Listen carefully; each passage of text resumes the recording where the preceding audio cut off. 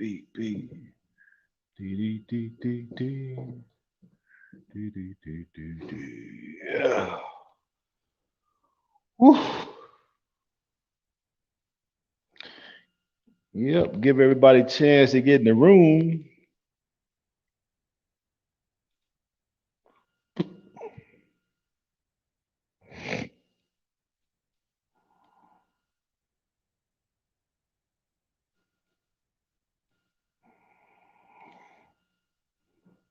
Mm, mm, mm, mm, mm, mm, mm. Bup, bup, do, do, do.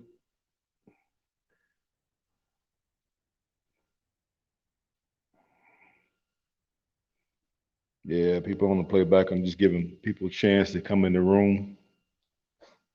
I didn't come on yesterday because the brother was tired. I'm tired again today because man, somebody it was an accident on the highway, and I believe somebody lost their life, like several people did. So God bless the dead. I don't know what they were doing, but the car was so mangled, I couldn't even tell what it was. And it looked like it caught on fire, and the trunk was pushed all the way to the back seat, and then the front was smashed all the way back to the dash. So yeah, it was really really bad accident. So they kept me in traffic for an extra hour. I was supposed to come on. I was gonna come on at 7, but we had Gaper's delay. So that's why you got to be careful out here driving, people. I see a lot of people taking chances, and it won't end well. What's up? What's up? Yeah, would have been on earlier, y'all, but it was an accident. So had traffic backed up for about an hour. Terrible. It's probably the worst I've seen this year. I don't quite understand what caused it. What's up? What's up? A1's in the house, baby. What else, Sweetberry? I see you. So you finally got in touch with Uzman. That's what's up. That's what's up. He got you. Did you get you a phone yet, or what? I know you said you're gonna get a phone this weekend.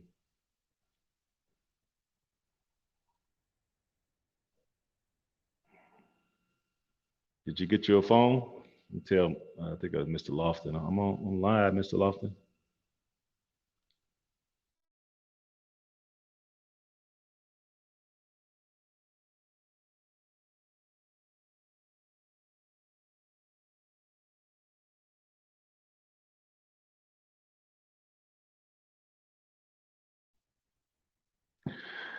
Yep, there we go. Sorry about that. Yeah, glad you are okay. Yeah, it had nothing to do with me. It was actually on the other side of the highway. It wasn't even on my side. I was I'm driving this way. The accident is on this way, face that way. So I'm just driving by looking at it. But the delay had the traffic backed up for freaking hours. I'm so tired. Stop and go make you sleepy. That's why I said, let me give me some cold water. But if you can see, I'm safe and sound. I'm back at home base. Yeah, what up, Miss Lofton? I see you. New Sally on Friday. On Friday, see you faking and shaking. You said this weekend. This weekend already passed. Faking and shaking over there. Yeah. So, yeah, be careful out here on these highways, guys. Just take your time because people are not making it. Because whoever was in that car, I bet they didn't think they were going to die today. And it was one of them new Jeep, I don't know, whatever the name of the Jeep trucks are. It was one of them, and I mean, it was smashed like an accordion. It was because they must have hit something, and then something hit them. So they ran into something, which smashed the front and the engine, all that, all the way to the dash. And then whatever behind them hit them, smashed the trunk all the way to the back seat. Man, and they caught on fire. I ain't never seen nothing like that. Trying to hit the link, but it's not working. Oh, okay. I ain't put it in there yet. Hold on. Let's see. Cancel. Um, mm,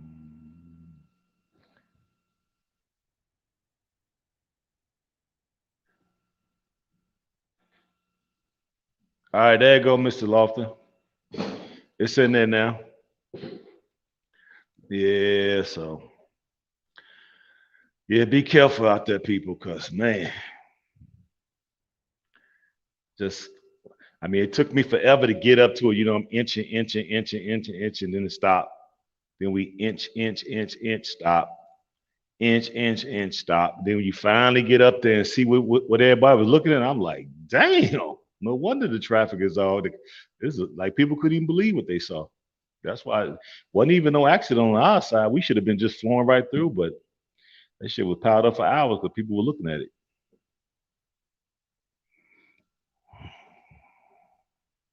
Sad state of affairs. You know. Yeah, there you go, Mr. Lofty. You see the link now? All you gotta do is just tap it. StreamYards.com. Just tap that, and it'll bring you up. And then I'll see you as a guest, and then I'll be able to bring you on up. Yep. Yeah, I ain't come on yesterday, guys, because I was beat. I was beat. Cause see, I laid down, and it was already dark in the parking lot where I was at. What up? What up? What's happening? I see you. Yeah, it was dark, so I couldn't really come on like I wanted to. Parking lot didn't have no lights. I was like, I'll wait till tomorrow. And I was gonna be on earlier, but the accident. So it is what it is. What's up, everybody? How y'all doing? What's going on out there? I figure I just come on and we'll chop it up. But my theme tonight is Africa is the world's breadbasket. Yep. Hello, what up, Lord with a Gray? I see you. Hello, everybody at work on the break. That's what's up. Get that bread. Get that bread and hit the cash app. Hit the cash app. Hit the cash app. Got to get my Umar Johnson on.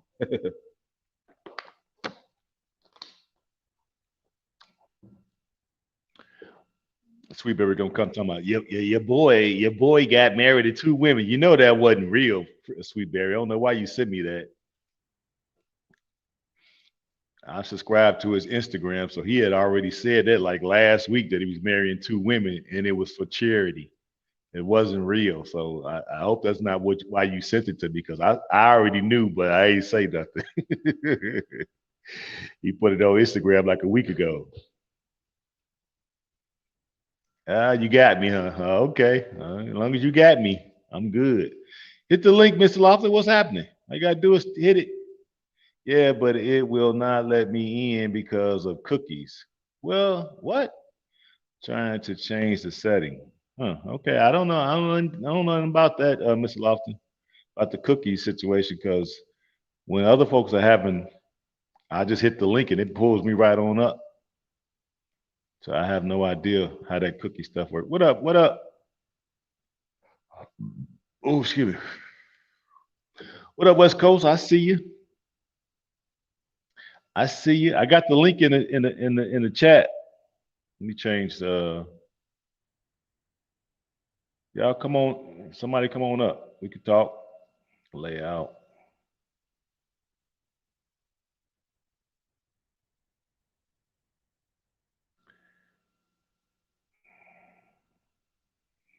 But what's wrong with marrying two women? Well, there's nothing wrong with it, but you know how sisters got a problem with the whole polygamy thing. You know, they don't understand it. So, that's a conversation really just for us, us men to have, because the women either they don't want to understand it or they choose not to understand it or whatever. But we know it takes place. That's part of African culture, right? Christians and Muslims practice it, and regular traditional um, African spirituality they practice as well. So um, you do have some societies where uh, what is it? Monogamy is practiced as well. So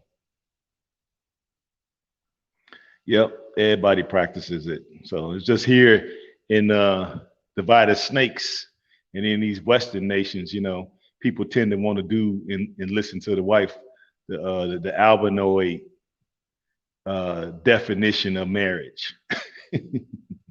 Anything to circumvent our power. The reason why a lot of that stuff was taking place and it still takes place is because when it's done right, you create dynasties. You create total kingdoms and empires when it's done right. But now people don't want you to have that kind of. They don't want us to have that kind of power. But some of us, we know what time it is.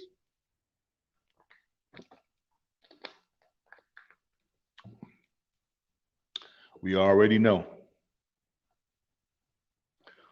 Mm-hmm. Let me see. Hold on.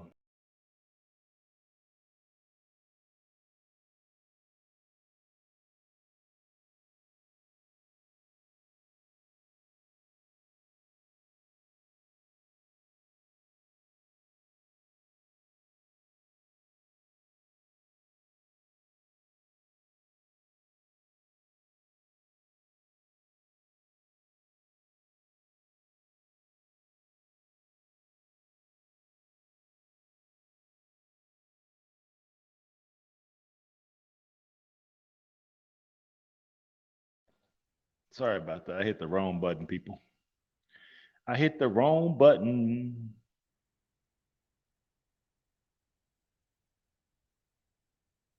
Y'all know I'm still getting used to this setup.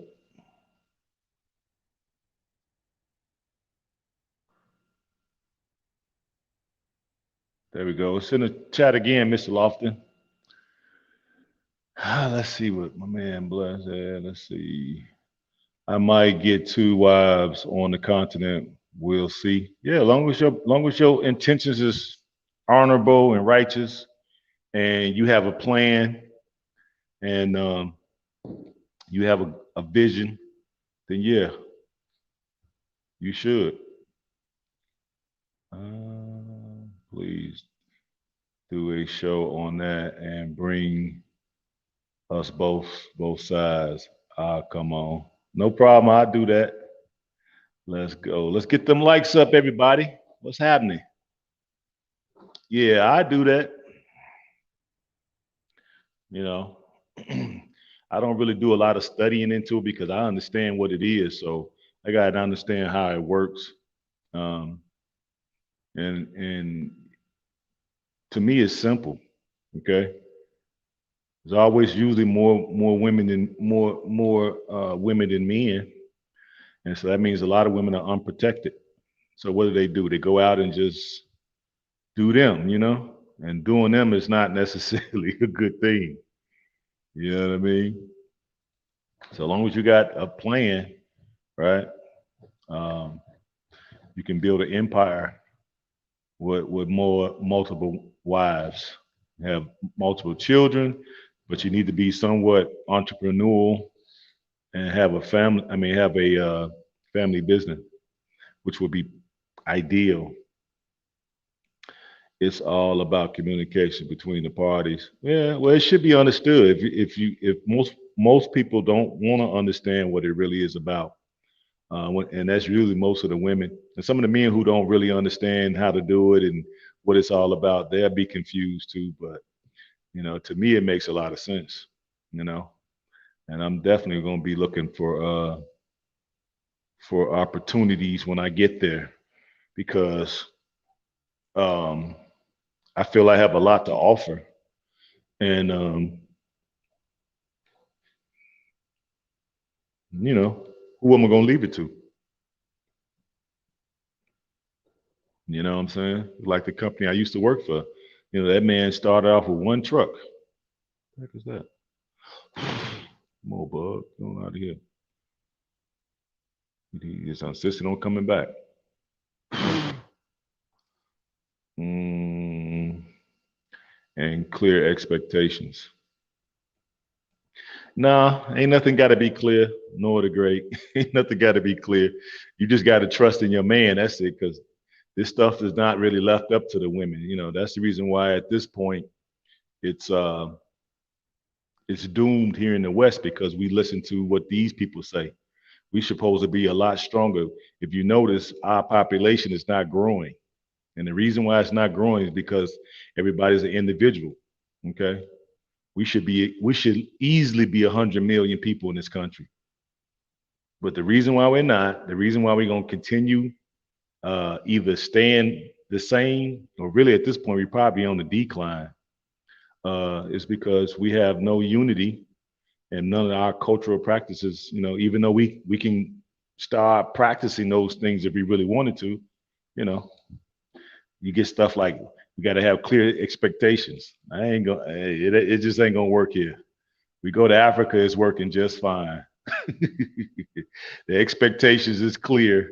You get married and you do what your husband tell you to do. That's pretty much what it comes down to. He has your best interest at heart. He's gonna protect you, feed you, clothe you, house you, all that.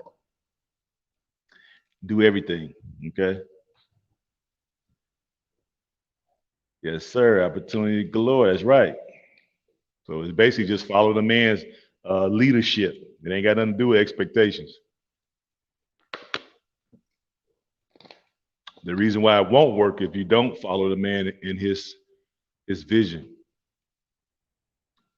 And that's what I see when I go over there. I see brothers over there with the walking with the multiple wives. Yep, I see that. My break is over now. Oh man. Sorry you got to go back to work.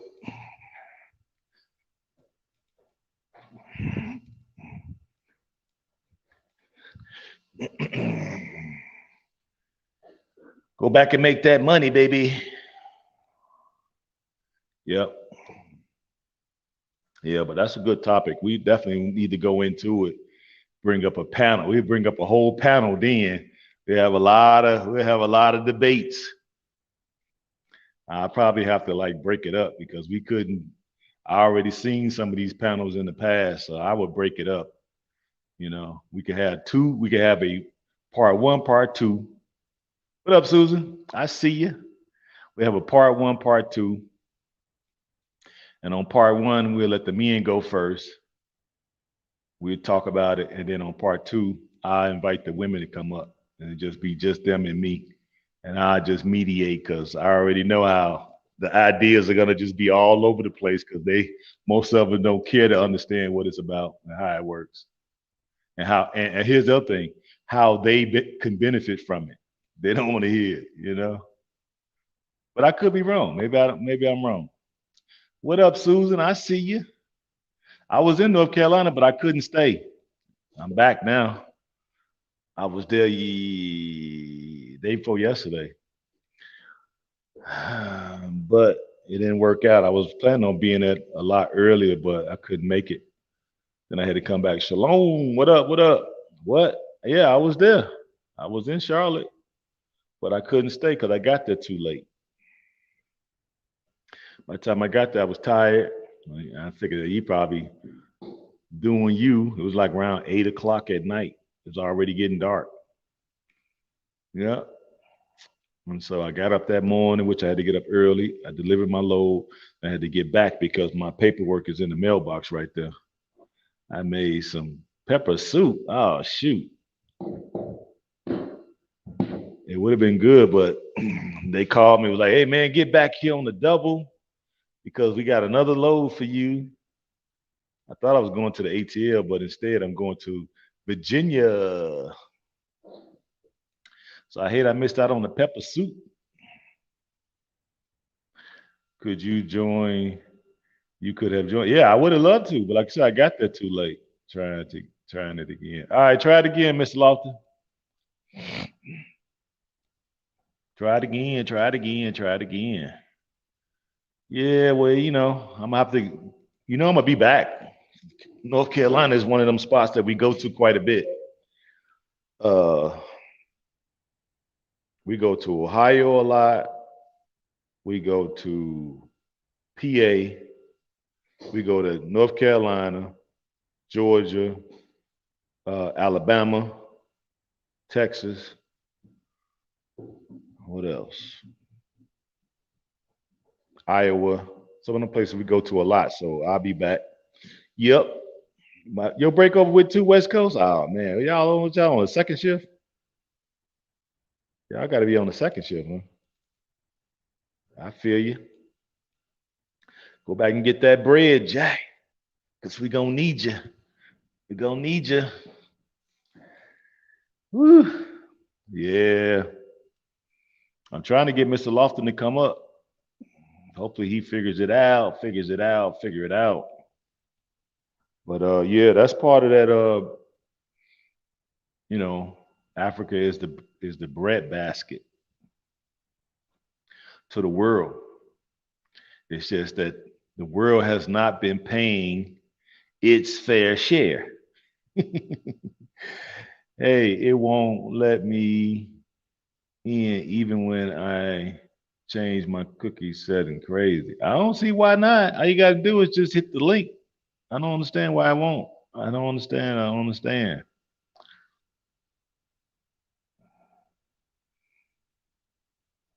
I don't understand. What, you on your computer or you on your phone?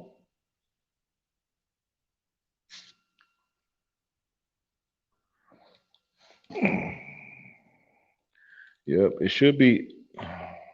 What up, Royal Ranger? Greetings and salutations. Take off the pop-up blocker. Yeah, take off the pop-up blocker. That might be it. Susan said. Let me see. I suppose I got a couple emails. Okay, I did get one. Where is that at? It's got to be in your settings. Go to your settings, I believe, right, Susan? I think it will be in your settings. What up, Royal Ranger? What's happening? I see you. I see you. What's happening? Hit that like button, please.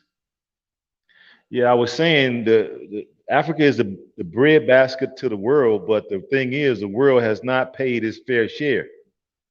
So this is where we come in, people. It's our job, since we uh, um, was born in the West, right, to go back, and then we can see what the people are charging and what the price that the West is paying for these particular goods. And this is where we should be able to make a lot of changes. So we definitely need to become a economic powerhouse, because we need right a lobby put together so we can go to the government and say, hey, wait a minute now, these things is not equitable. What can we do? Because it should be a lot more. People should be benefiting a lot more from the sheer raw material, excuse me, that Africa produces. Greeting my brother, just listening to your wisdom. Yeah, no problem. Appreciate that. So that's what I would like to see. We get over there and definitely get our hands in the mix and see what those countries, like, what are their main uh, crop, right? What's the main crop, and what are the main minerals that's being extracted from these places? And this is where we need to get in at, because we need to make sure that they don't just continue getting things for pennies on the dollar. Nope. I know they're not gonna like it because they so used to, you know how they are. They get spoiled. They get spoiled. Let me see if I can get this damn bug. I think I got him. He'll be drunk for a minute. Hitting your like now. That's what's up. Appreciate that. Appreciate that. So yeah, that's what we need to be looking at. What businesses can we get into? Right. What are those countries known for? Cocoa. Um, I know rubber is a big thing over there as well. Coconuts, this, that, and the other. Whatever the cash crops of those particular nations that we plan to go to, that's what we need to be thinking of because that's where the money is. And just remember that the earth turns this stuff out every season. So you really can't beat it. I changed the pop up and the cookies and it will not and and it oh there we go. It goes that might be even there. No, it's the other brother. Boop, boop, boop, boop, boop. Add to the stream. What up? What up? What up? Hey, peace. Big up, Africans. How y'all doing? Man, we living out here. We living to Am I get up out stable of here. today? Oh yeah, you sound much better. Much Is better. it? Oh no, no. As soon as I I'm say that, not as trying soon to as I block you said now. that, You get it figured out, bro. I'm gonna back. I'm gonna back right on out. I'm gonna back right on out, man. you might But have come yeah, come the come back stream in works if is it if definitely working though. yeah, it's working. I think I thought he probably just got the blocker on there, and because I don't know, somebody else, the other lady was having Queen Mother was having problems too, but I don't get it. Like it's been working over here on my end, and I've been on a few shows, and I just came right up, so I don't get it. Right, And you know, this Tim. this stuff is a lot new to me. It's new to me as well. So you say you want me to talk about the polygamy aspect, huh? Yeah, man. Like I'm down for that show, man, because I believe it's really necessary in the, for us in the community. We have so many things coming at us, and we want to be the poster child for every ideology, that come out that's presented by other communities and everything. We want to be that that one and everything, but we never want to look at things from the perspective of is it good for us and is it good for our community. And there's a right way and a wrong way to do everything, and we practice polygamy or polyandry or whatever the other white folks words is for it. We practice that right now. We just do it illegitimately. You know what I mean? We Yeah. put children and everything in a perspective or in a place where they feel illegitimate, and people are not given their rights. The women, the children, the men, everybody in the equation is not given their proper rights. But on this breadbasket conversation, uh and us being involved in what's going on in Africa, we all know that Africa is a place where everybody goes, everybody benefits except for Hmm. us, Yep. you know and we look for excuses why we can't go, and we have expectations from our brothers that and sisters that they should be less traumatized than we are, Yep. and they feel that we should be less traumatized than they are. We feel Hmm. that they should be righteous. They feel that we should be righteous. And it's time, like that old saying goes, will the real such and such stand up? Will the real Africans stand up? Yes. Regardless of where you come from. You know, Yes. so when we move into into those areas, whatever part of Africa that is, and me, I believe in the greater Africa. I believe everywhere you are, you as an African, you make that place Africa. That's right. You know what I mean? That's And right. and and everything you own is Africa. You are Africa. I am Africa. Africa for the Africans. Every time, all the time, anytime. But when we Yes. when we move into those areas,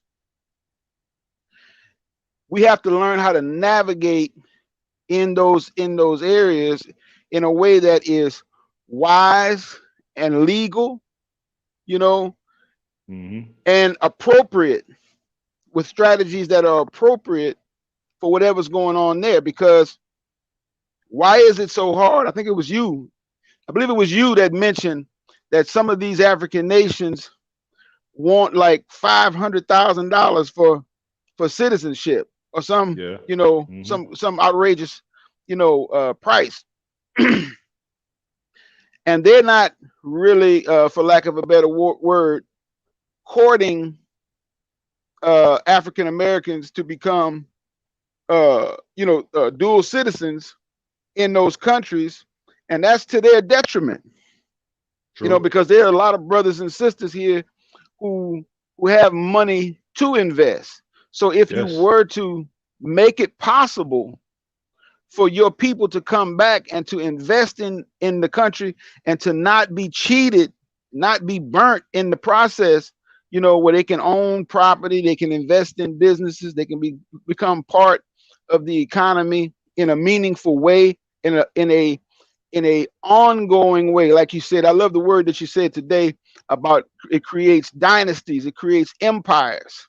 That's right. You know, if we were able to do it in that way, it would be wonderful. You know, so I just I wanted agree. to big up on that.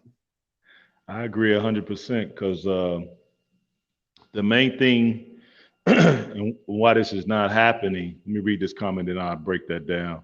I talk to women in Sierra Leone every day. Most of them are open to a man having more than one wife, no matter what their religion. Absolutely, I agree. What I notice is of the 5, 6 countries I've been to, a lot of them really don't know our experience. Um, they're not taught it. They really don't have any interaction with us other than the television. So in their minds, the programming that's pumped over there, we have no control over the narrative that is us. So they receive us through the eyes of albinoid people.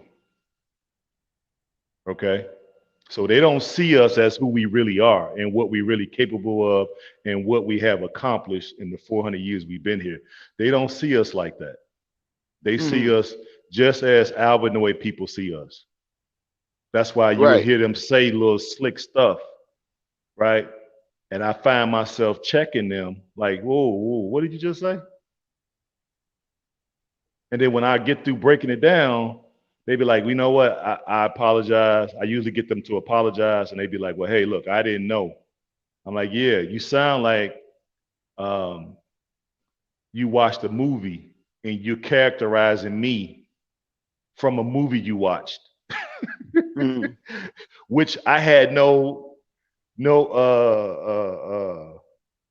direction in that script that was written. I didn't direct the movie. I didn't star in the movie. None of that. But somehow that Yeah. movie represents me, and it doesn't. And that's what I was explaining to them. So that's one reason why they're not courting us. Okay, because they don't see the value in what we really could bring. Okay, they just see us from the television. So based off of that, if you look at the movies and the sitcoms and the this and the that that's playing on television, how does it portray us?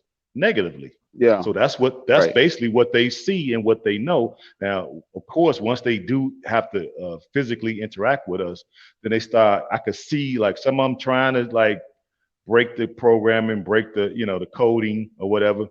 But in order for them to really do that, we will have to go there in a decent enough numbers, work together. They have to see us on straight code. We will have to be on code like a mug.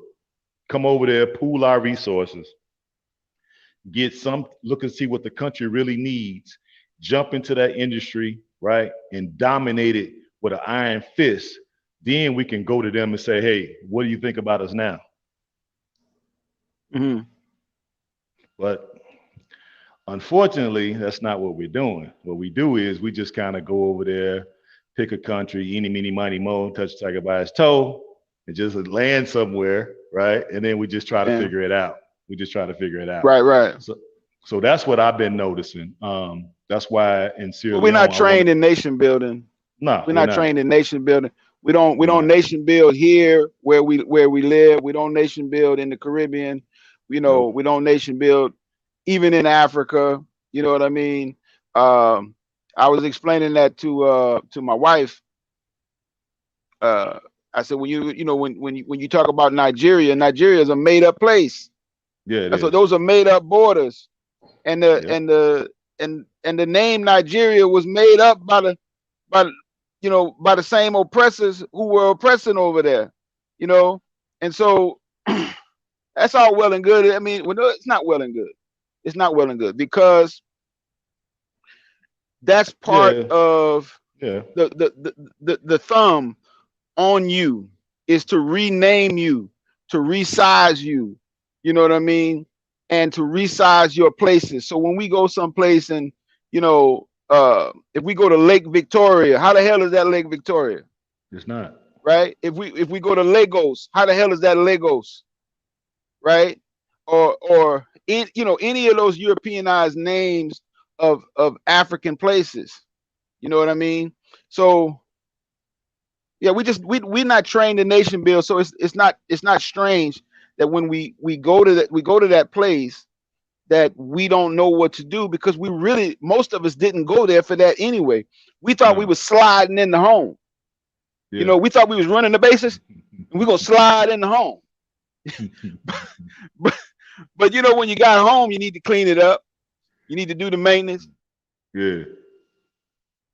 You Exactly. need to you need to do work. The work don't stop. Yeah. You know, Yeah. and it's And not so a about lot of folks are another going over thing there that I trying to see with us. retire. Yeah, exactly. And another thing, like what I see with us is, we think that this is about our lifetime. No, it's You know not. what I mean? It's not about our lifetime. I don't care if I'm 52. How Okay. much life really do I have left? You know what I'm saying? I mean, Yeah. realistically speaking, I can Inshallah, see the 50, whole. 50 more. Inshallah to Allah. But 50 more. but right. But even if I got 50 more, you know what I'm saying? The one that is 20 years old or 18 years old that is thinking, man, I wanna go back to Africa. I want to build in Africa. I want to build in the United States. I want to or wherever else you're from. Right. It's not about your lifetime. I agree. You It's know, about we about legacy. right. We got to move. We got to move in terms of okay, a place that you will never reach. You will never be comfortable. If you did reach it, you will never get comfortable in it. You will never say, okay, hey, enough is enough. I'm good. Because the enemy of who you want to be and the enemy of who you are, in other words, your enemy will never be satisfied. He's not satisfied with you being a little bit down, No. or 50% down, right? They what they're satisfied with is your complete annihilation, but in a Exactly. way, I was going to say elimination. Go ahead. right, elimination, annihilation, in a way that is uh efficient and expedient. Yeah. Okay, so it's not about okay, And well, then let me and just then kill them all also off. and also he's laid blameless. Exactly, Hmm. exactly. So What up, Zora? so when they go in to say to colonize a place, right, and they assess the natural resources of the place, they still need you to get the natural resources out. So Exactly. they want you to die off and to remove the natural resources at a similar rate. Yep. You know what I mean? Hmm. Otherwise, they got to get the natural resources out, right? They got to dispose of your dead body. You know what I mean? They got to Hmm. to to do all of those things. So if you put me or us rather on autopilot, then we become their asset. And Yes, whether we're talking absolutely. about our brothers and sisters in Africa or the Caribbean, South America, America, anywhere in the diaspora, we are all on autopilot on somebody else's plan, somebody else's agenda. Yes, I agree, 100%. But like I said, I think we could change that rather easily if we just go there and we when we do show up, somebody has to be, because like I said, you're right, we're not well versed in nation building. But as long as we got a few key people that know how to do it, and then the rest of the people just have faith and just follow that person, right? We can still manage to put together some stuff that we can rival most of the groups that's coming over there, because the groups that's over there who's taking advantage of all these things now, they are not uh, invincible. They're not. Mhm. Okay. They have weaknesses, right? And I think with just a little pressure, just a real stiff competition, it'd be easy to break their backs. I think it'd be Mhm. real Mhm. easy because the benefits that we have, right? We realize how valuable those resources in the ground are. That's number one. Number two, we have a history with our people there. You know, we were taken from there, right? So that was their Mhm. people too. It was our people too. So we can kind of lean on that because that gives us more legitimacy into that particular country. Then on top of that, we bring in our Western education, right? Know how, skill level, right? And money. Only thing we're missing is being able to work together because it has to be a group effort. Ain't no individual's gonna go over there and take this over. You know what I'm saying? To the degree Right. where we can change what the asking price is. Because right now they're getting stuff out the ground and it's cheap. Because look, they got Right. cheap labor. They brothers and sisters, like you just said, brothers and sisters over there dying, trying to get the shit out the ground. They don't Mhm. care if you die, and they only paying you peanuts. They might be paying you a little bit better wage than if you was, working in a restaurant serving tables or something. They'll pay you better than that. But overall, you're going to be Yeah. the one over there with uh, no proper PPE. You know what I'm saying? No ventilators, probably no helmet. They ain't got no regulations too tough unless somebody call on them. So to me, if we get over there and just enough of us start seeing, okay, here's where the benefits are, and just work together as even if it's a small group, we can put a big damage. I mean, put damage on these groups that's coming in there because there's only a few groups that I really see that's having some success over there. And that's the French, it's the Germans, the Lebanese, and the Chinese. Those are the four I Yeah. would I would say, and maybe the East Indians, so five, right? But they treat the people so bad, man. It's ridiculous. They treat them so Yeah. bad. They treat them so bad. Yeah. They make you want to just shake your head. And the reason why people are like, well, why are the Africans letting this happen? Why are they accepting this? One is because um, they don't have the money to extract the resources out the ground themselves. So if these people come all the Mhm. way from their particular lands, buy the equipment, set up everything, start the company, right? Start getting out the ground. So Mhm. people come, they want a job. So they give you a job. So, but when these people give you a job, they also want to kick you in the ass too. They'll pay you, Right. And but we they want to, program.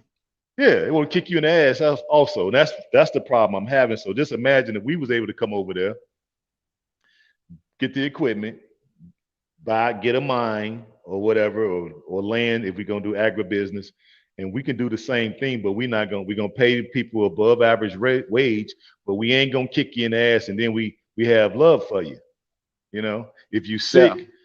sick, I'm gonna make a salve for you. If you have a cough, you know what I'm saying? I got a ginger concoction that I'm gonna give you to make you better. If you can't come to work because your baby is sick, because I know it's a lot of sickness over there, and to me, um, it's they don't really like the knowledge we used to have of all the stuff in the forest. It seems like only a few people still have that knowledge, but the general population don't have it. They rather go to the pharmacy when Well, you the, know, the, that's a whole the nother woods are right. conversation too. That's I sort of, know, I know, I know, I yeah, know. I'm that's a just whole saying nother though. conversation. I'm just Yeah, saying though. If it's me, yeah. if I'm your employer, and you tell me you can't come to work because your baby's sick, my mind is like, okay, let me put is it stomach? Is it head? What is it? Fever? Is it cough? You know what I'm saying? I'm trying to diagnose it from over the phone and tell you what to make to get at that child so you can improve the child's health so you can come to work. They're not gonna tell you if you don't go to work with them other folks, you out the door. So not only is your But baby sick, you lost your job too. well, you know what it is we are programmed to love and serve imperialism. and Yeah. and and and that's true whether it's in Africa or anywhere else. And Anywhere in the so world. that's the reason why, anybody can come in as the face of imperialism, and they can oppress the people, and the people are accepting it because that's what they've been used to, generationally speaking. And we do the same thing over here. We act like Yeah, we do. imperialism owns gravity. You know Yeah. what I'm saying? We act like they make the sun come up in the east and set in the west. You know what I Mm-hmm. mean? And so it's a tall order, but when it comes down to, whether we're going to deal in in uh in mineral extraction and trade, whether we're going to deal in agriculture, in any of these types of in any of those types of sectors where you're exporting something from the continent, or even importing to a certain degree, you have to have a strategy for every part of that business. It's not enough to have good product Mm-mm. and want to export it, because brothers and sisters over there are growing, as you say, staying on topic with your topic tonight. They are the bread basket of the earth, and they Yep. are producing, a tremendous amount of food crop, vegetable, rice, grains, et cetera, et cetera, et cetera, that goes to Europe, Yep. right? But Mm-hmm. when they want to send it to Europe, what they do is they find ways to mark the value of their product down, Mm-hmm. right? So that they'll even tell them, look, this banana is too big, Yeah. you know. Yeah, no, we Yeah. need bananas this size, instead of that size, you know. So we gotta pay you less if we're gonna take the too big banana, right? Mm-hmm. Then of course when it hits Europe, right? Look how big and beautiful this banana is, Exactly. right? And we selling And for a premium. right, and what they're gonna do? Let it rot on the dock, you Nope. know? So we don't have control over the full stream, you know, and that's a major a problem. Our foreparents, came out of slavery here in this country and entered into a new type of slavery that was called sharecropping. And when they were sharecropping, they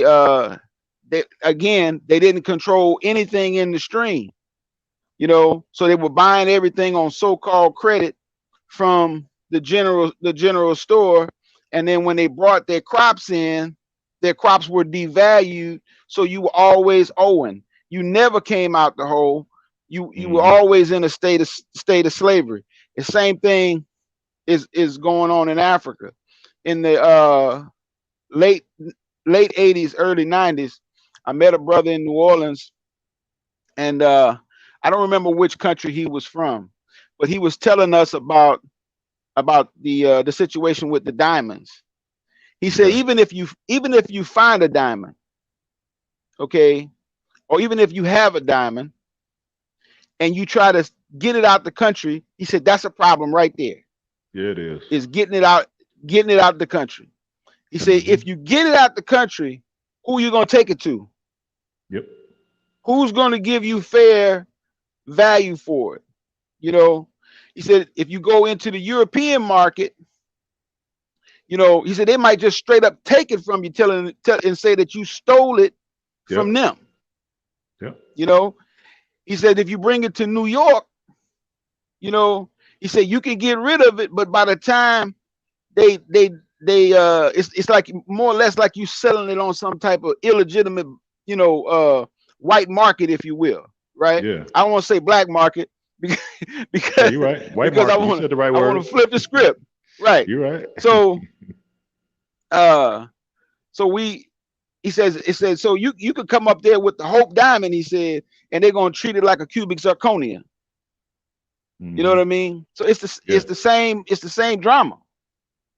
Yeah. But now here's the thing. We are establishing networks with brothers and sisters over there who do have minds. So we are breaking into these fields, and I do know a few folks now. And if I found a diamond, I bet you I could get rid of it. Yeah, But that's just yeah, now, that's a new thing though. It's not like that's always been there. So this is still right. relatively new within the probably the last 10, 12 years. So we're looking to bring more people into that market. So now when brothers and sisters, because you're right, it's possible that you could be walking down the street and find a diamond. That's not a lie. You could. But now we want to have more folks that look like us in that industry. So now you can bring it to us and you can tell us, hey, look, I found this, right? And then we can give you a fair price for it. And that's with pretty much anything. And when it comes to the agriculture side, what I realize is that they just basically just giving the stuff away, from what I understand. Yeah, When I went to Ghana, Ghana is really big in cocoa. So who buys most of their cocoa? The Swiss. What I would say is yeah, let's stop selling it to the Swiss. That's what I want to right. say. Why sell it to them? Let's see, But I Wendy, think you got. Nano was trying to do that, right? Yeah, he was, but I haven't heard anything since the last time I was there. Welcome, welcome, welcome. Hey, how are you Hey, guys? yeah, we How you doing doing, Let me sis? okay. let me let me show you who I am so you know who's calling. How you All doing? right. Thank you for I'm that Wendy, respect. good. I'm what good. state? What state? What state in the North city? Carolina, but I'm from North New York. Carolina. I just I'm left from there. I'm from Brooklyn. Yeah, You from Brooklyn? I should have known. you should have What? heard that. Because I know it's a lot of New York folks down in the Carolinas. I do That's know that, right. That's and right. Georgia, and Georgia. That's right. That's absolutely right. This Yep. makes sense. Well, Yeah. look, we've But been some of talking, us so are we're trying gonna to get let you out of talk. here and go back to Africa. Oh, we going. Ain't no son. We getting up out of here. Everybody on this channel leaving. You Yeah. dig? I But we've wanted to been call in talking. because I've been following you for a minute. Okay. Since I saw you when you were in Gambia. Yes, I was there. So, and then you went to Sierra Leone, which is my love. Sierra Leone is all up deep in my heart. My introduction to Africa was Sierra Leone, and I Okay. tried to see if I could get like Sierra Leone citizenship through DNA, but that didn't work out. I have Sierra Leone DNA, but I don't have it through like African ancestry. So I was like, well, Who you have but it I through was I then? was there last year. I went to Sierra Leone last year. Well, who Um, do you have it? Who did you find that out? What uh, company? 23andMe. 23andMe 23. has that, Well, but they group it together. So they have like what percentage Sierra was it? Leone, Liberia, Ghana together, Okay, right? what percentage? It didn't say what percentage yet. It does. There's a percentage, but I don't remember what the percentage was. But Well, shoot, you qualified in. What are you talking about? well, because my understanding is that they were just wanting African ancestry DNA test, They and my African were, but ancestry you DNA must test not been came paying back, attention lately. You ain't been paying huh? attention lately. Yeah, so you must ain't been checking in lately because No, we I just haven't. Tell we me. started accepting 23 and Me. Oh, really? Yeah, see, that's why you see what I'm Really? saying to you. Like, what are you talking about? Yeah, That's it. Because I went to Sierra Leone Is last there a year. percentage requirement? Is there a percentage no, requirement? to our knowledge, no. They just saying if you have Sierra Leonean blood, that they're accepting that because they do understand that when slavery ended and they just started the breeding process to produce more slaves. They just kind of mixed us all together. So they understand that over there. It ain't like they don't understand. So But they're I'm taking a that. They're Geechee. taking they. That's it. They taking that percentage. Yeah. So I'm gonna look into that again because um I want to go. I'm going. I'm going. I went to Sierra Leone. My first trip was in the 80s. I'm in Okay, my 50s. So my first trip was in my 80s, and I fell in love with it. I fell in love with Africa through Sierra Leone. I fell in love. I mean, that's what's up. I've just been trying to get back to Africa ever since I went back again. I went back again. And then, we have the family, this, that, and the other, so now my husband's from the Congo, actually. So Okay, we are in the process of going back, but we're going back to the Gambia because I got some land in the Gambia. But I went to Sierra Leone first. My okay, first choice really inshallah. was Sierra Leone.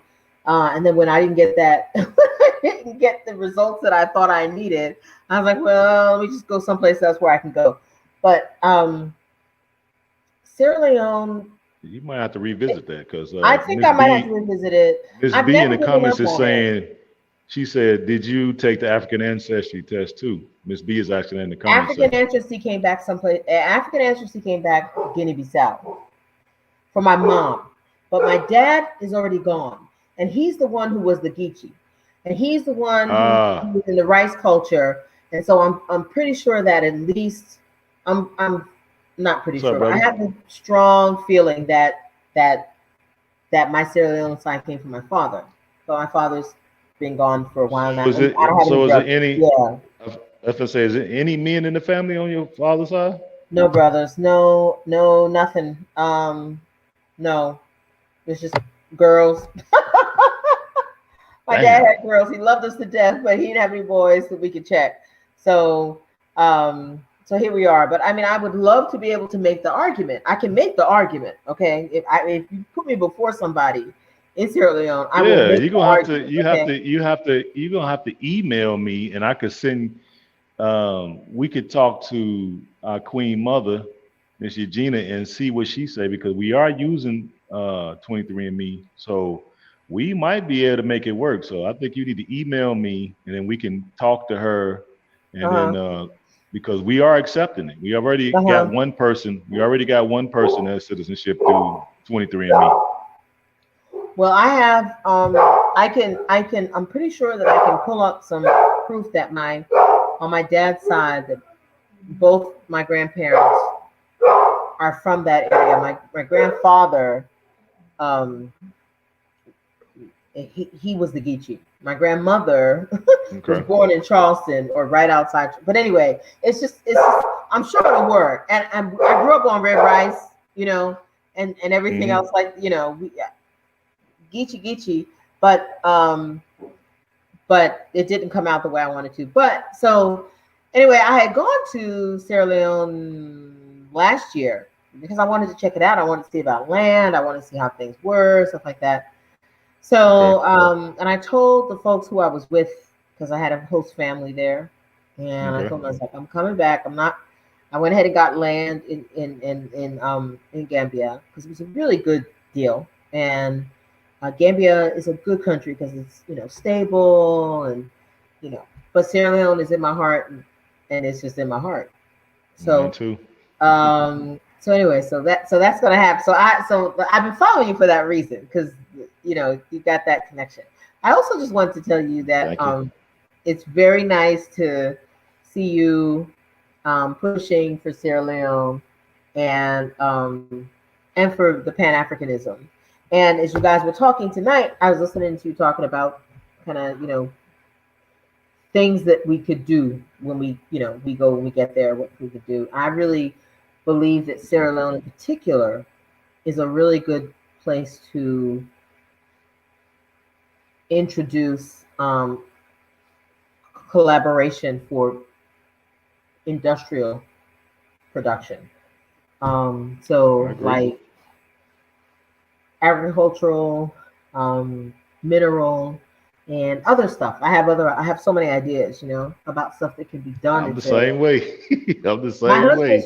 My husband's from the Congo.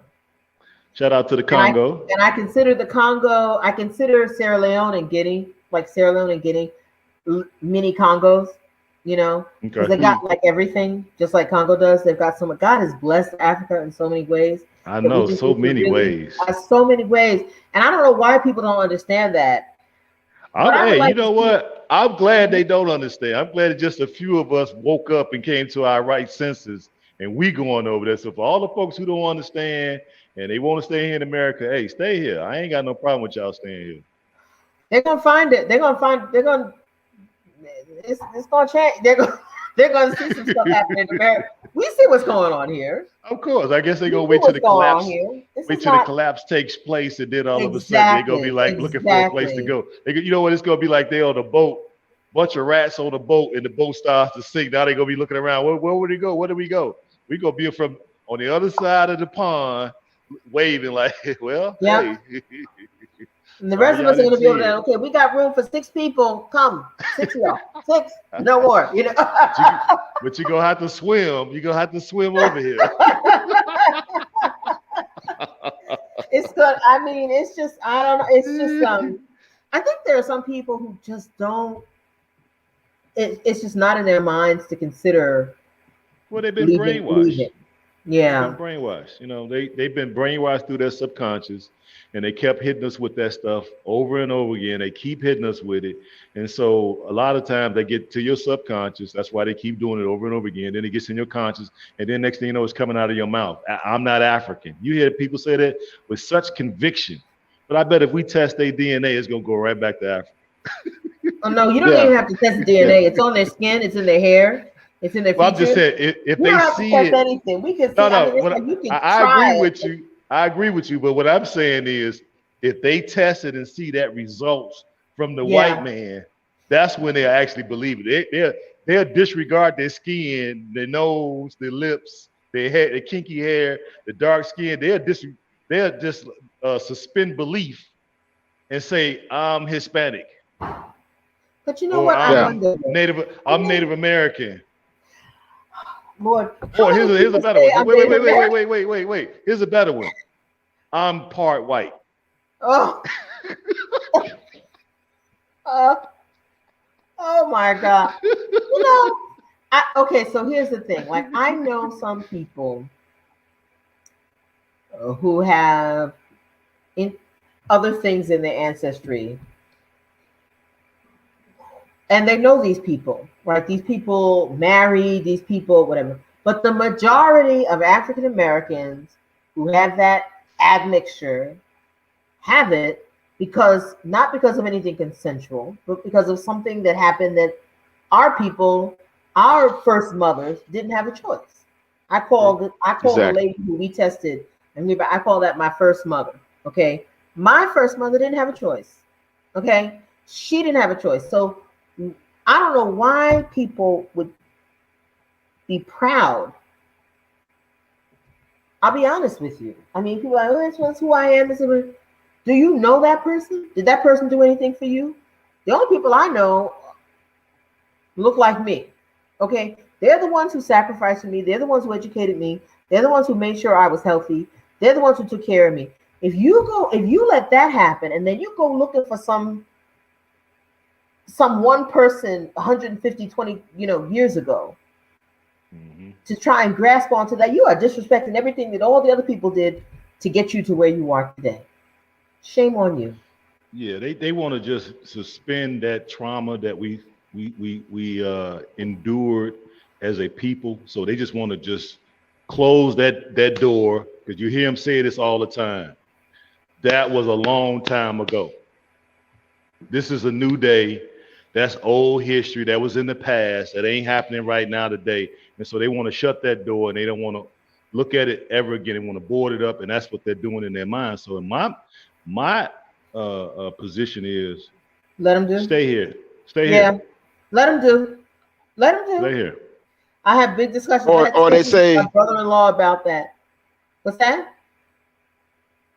or they say, ain't nothing holding you back from achieving what you want to achieve. You know, You know, it's like they got the oppressor's alibi ready for him. He don't even have to use his alibi. You volunteer in the alibi. You know. Did you hear Yeah, today? exactly. Did you hear that? Did you see that? They've been pulling up the tape of Larry Elder talking about Trayvon Martin. Mm-mm. Um, I, we we have gone through some stuff, and we have been really affected. And some of us are not fit for Africa. I'm sorry. Yeah, We yeah, need to stay here because it's the damage is too much. You're not going to do any yeah, good in Africa. You're going to get to Africa and you'll be like, why aren't all y'all acting like white people? yeah. That's essentially Hey. what they're going to say. That why isn't Africa like white, like America? We need to have it be like America. That's what they will do. So they can just stay. Yeah, They well, can. those people are not coming no way. So we already know that it's a lot They of yeah. work. It's a lot of work for us to do over there. We're gonna have to use collective brain power. We're gonna have to roll up our sleeves. We're gonna get some calluses. We're gonna fail. We're gonna succeed. We're gonna fail. We're gonna go up. We're gonna go down. But ultimately, we'll be freer than we are over here. Oh So yes, I had a discussion I'm tonight willing to take it on. about freedom, and I said I'm going to Africa, not because there's no stress. There's stress in Africa. I Yeah, said, but sure. it's a different kind of stress, Absolutely. and you live differently when you go. And for me, it suits me better, you know. And so my thing is, there are lots of people who you will never move. Come visit, even if you don't ever Hmm. want to, just come visit. Don't always go to France or go to England or something like that. Come to Africa to visit just once. My father Yeah. came late in life. Oh my God, he was so he was like, because he had been told not so much like the other stuff about poor, this, that was never his issue. His thing was, if something happens to me, like health wise, I've heard that the medical services are not really good, which is true. I mean, that's pretty true. That's the one thing that I will always say is like, I would like some of us doctors and everybody to come over and But make an it is impact on doctors that going now. It is do doctors that. going. That's exactly right. So, but at the time, my dad was like, when he finally came, he came to visit us. We were there, and he came to visit us. He loved Africa. He absolutely loved it. But he Of loved course he black did. people. So he didn't have a problem with that. He loved black people. But this is his first time in Africa, and he just loved it. And my mom, she was like, she loved Africa too. I mean, so Yeah, I what's not to love? what's not to love? Thank you. What's Thank not to you. love? You got Thank beaches, you you. got mountains, Thank you. you got And the fertile people, how farmland, nice are the the people? people, you got Oh, history, culture, food, language. come on. I mean, you got everything. Come on. What's not to love? You're comfortable there. Everybody looks like you. You see people, you see all these beautiful, gorgeous people walking around, oh my God. So Yeah. yeah, so I don't know. I just think that what you're doing is really good. I'm happy you're doing it. I'm Thank sure you. we're going to Thank meet you. at some point, hopefully Oh, in Sierra absolutely. Leone. Because we're gonna be. I'm gonna be a superstar over there. Let me deal with that healthcare issue though. I did notice that because when we do the city tour, I'm gonna make sure that I show you all the hotels, not the hotels, but Hospitals. the hospitals. But what I said was, if you look at some of my streams, I talked about I don't want to be taking a whole plane full of sick people over there. So I'm No. advising people to start drinking more water, Yes. start getting exercise, more plants based diet, slow down on your meat, right? Slow down on your stress, get you some sleep, get you plenty of sleep. Do And this some prior exercise, to, like you said. yeah, exercise, and then come over. Now you'll be around because I like to work out. So you'll be Yeah. around us, right? So we're gonna be pushing each other. Remember, I said I want you all to push me, and I want Uh-huh. to be able to push back to make sure because this work is a really mighty work that we're getting ready to do. And Yes. sick Yes. people can't do it. Yes. Sick Yes. people can't do it. Okay. Yeah. So at the same time, I also said that we do have a lot of people there, and we're probably gonna have a lot of people coming with us because we do have a few naturopaths in the community. So we're gonna be able to take care of you with the herbs, right? We want you to eat your medicines. So Yes. believe me, we have a holistic approach to Yeah. healthcare system. But we still want doctors to come, but we also gonna have our naturopaths as well. So we're gonna Yes. make sure we bring some of you all back to health. We're gonna do that. That's a wonderful thing. I think that's a aspect of it that not a lot of people have hit on when they're Hmm. talking about the whole, repatriation and stuff. Not a lot of people are talking about that, but I think that's like key because I know, like myself, like right now, like when I'm in New York, I'm more active. You walk to the subway, you walk up and down the stairs Okay. a lot. In the South, you don't, right? Let's just be honest. Hmm. I mean, you drive, you walk to the car, you get in the car and drive. You walk into That's the true. store, get back out, get in the car and drive. So there's, you just don't have that exercise as part of your lifestyle. Not as like Mhm. something you have to pick out. That's what I love because I don't like having to do all this. But I found that it's had a real effect on my body, and so Mhm. the idea of you telling people, look, try to get your, try to, drink your water, eat your food, do Mhm. something, do something to build up some muscle, right? Because Yep. you're gonna need Yeah. some muscle. Because Yeah. people You're walk gonna in need some. Africa. Yeah. Hey, People everybody walking. walk I went to until Gambia we and get I a was like transportation, walking and I was a like, rely Lord, this exactly. Lord, do a lot of walking. Until we get a reliable transportation systems that will stretch from border to border. It's going to be a lot of walking, It's and it's gonna going to be be a lot of walking in the sun. So yeah. we can't we got to make sure. That's why I say I've been a health nut for the last 20 years. I don't really speak about it because I don't want to scare y'all all off, but once we start getting over there, we there, and we're permanent and we seeing each other every day. I will be on people, believe that. I'm going to be on you, because if the minute, because even now in my family I've been doing that for the last 20 some years, and the first thing when I call folks, first thing I ask, how you doing? Uh-huh. And I could tell by your voice Uh-huh. that you're not, that something is wrong with you. Uh-huh. Uh-huh.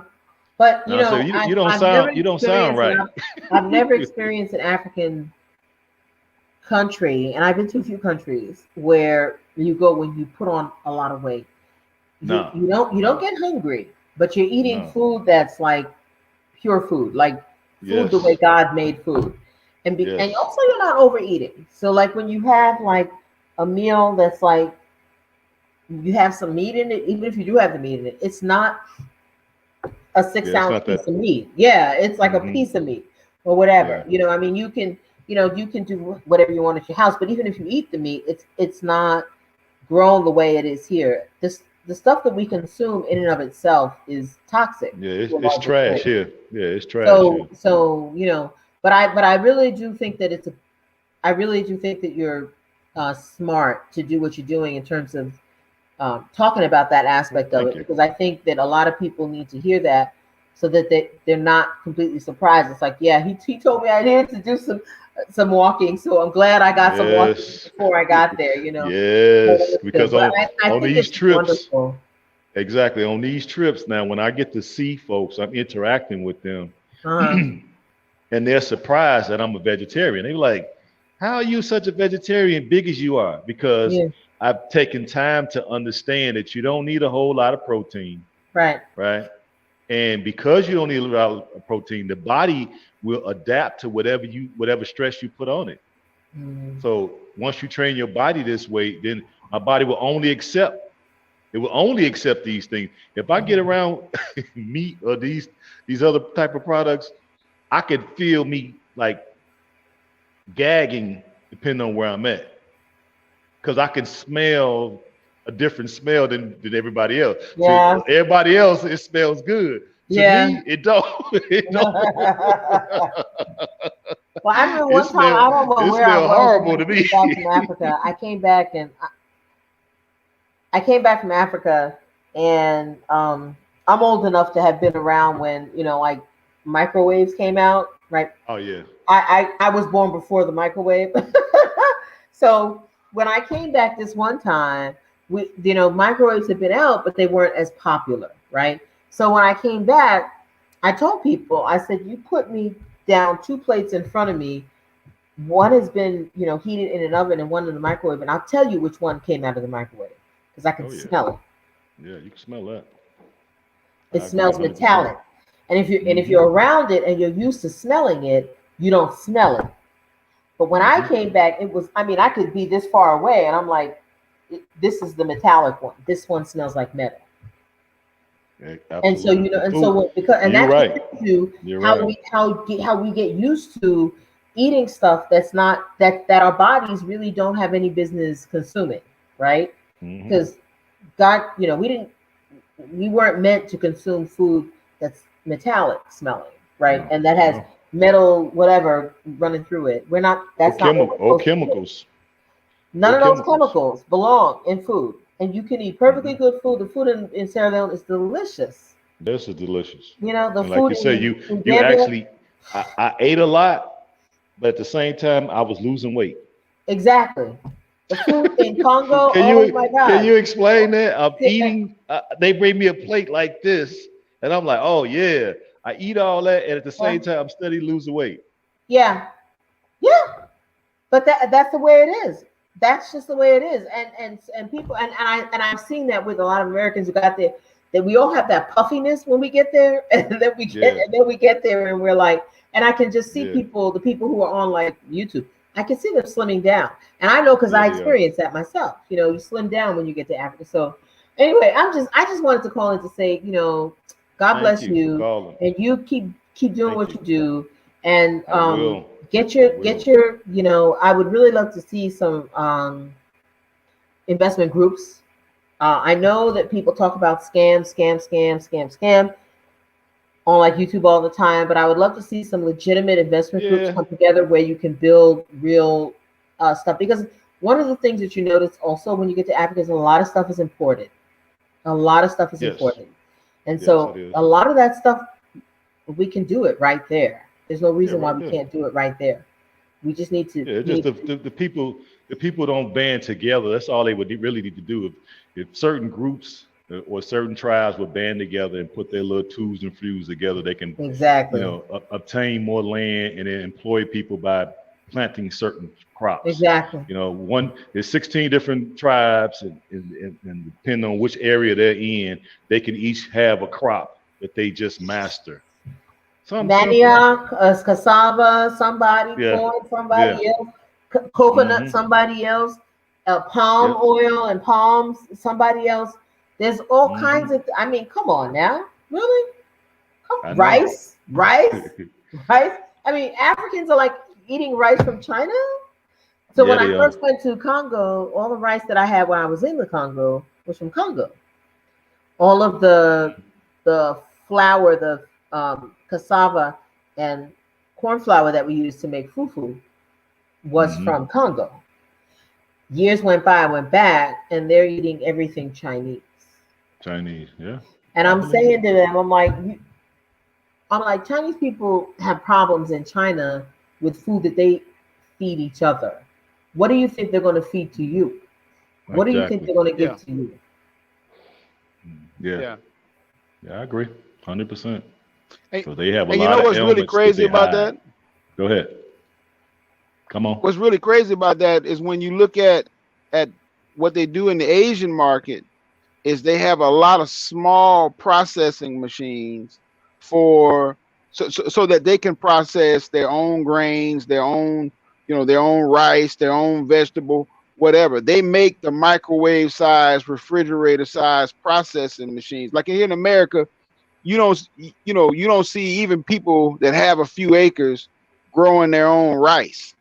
But No. all over Asia, they'll have their own paddy to Uh grow their huh. own Yeah. rice. Yeah, they You know will. what I mean?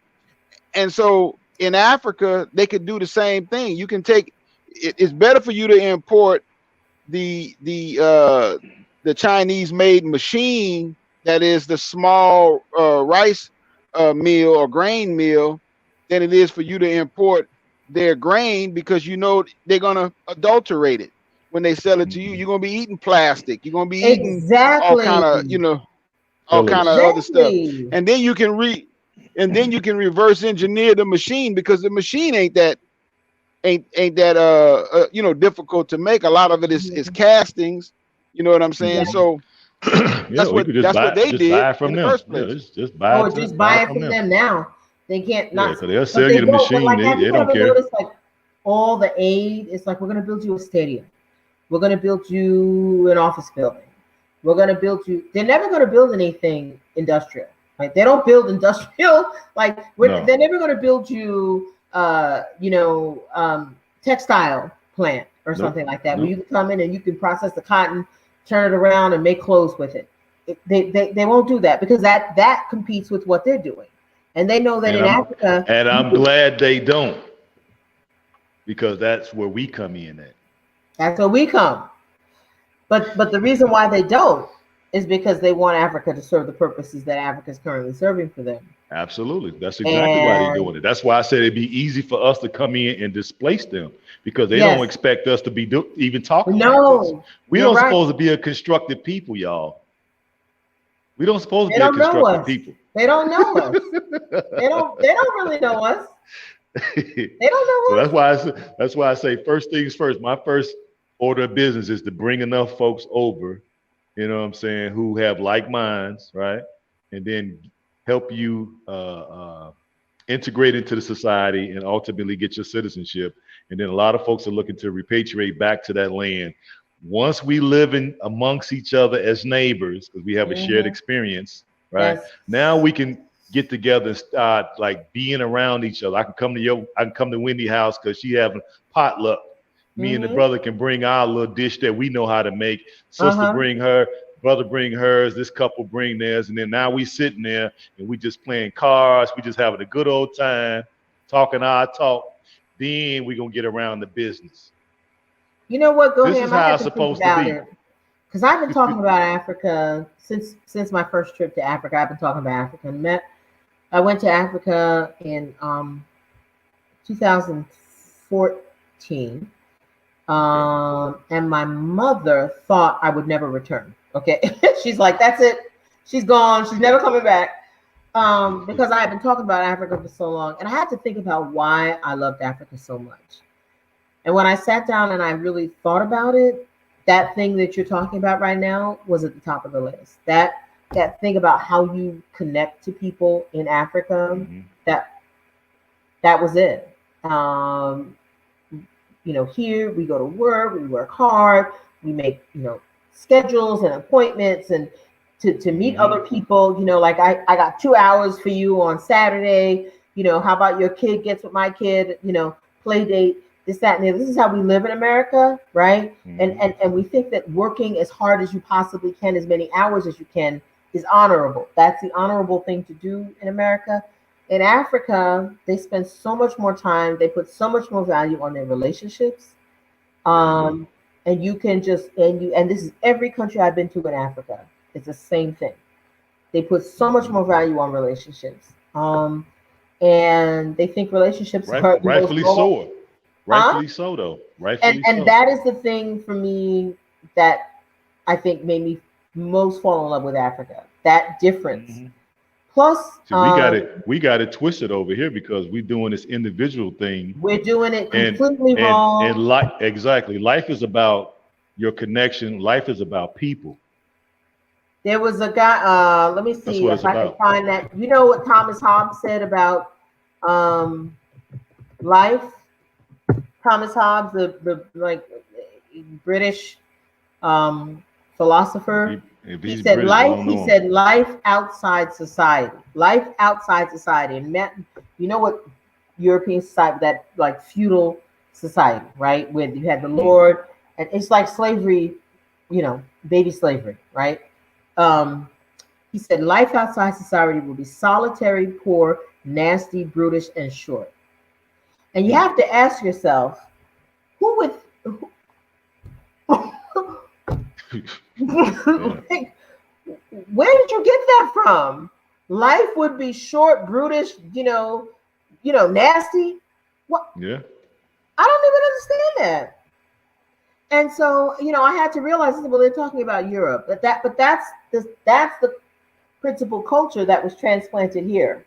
When Yeah. they came here, they came with that culture, that individualistic, fight for limited resources, do whatever you have to do to whoever it is so that you can maintain yourself as this like person of import in society and all this other crap where you basically um, degrade your fellow people, right?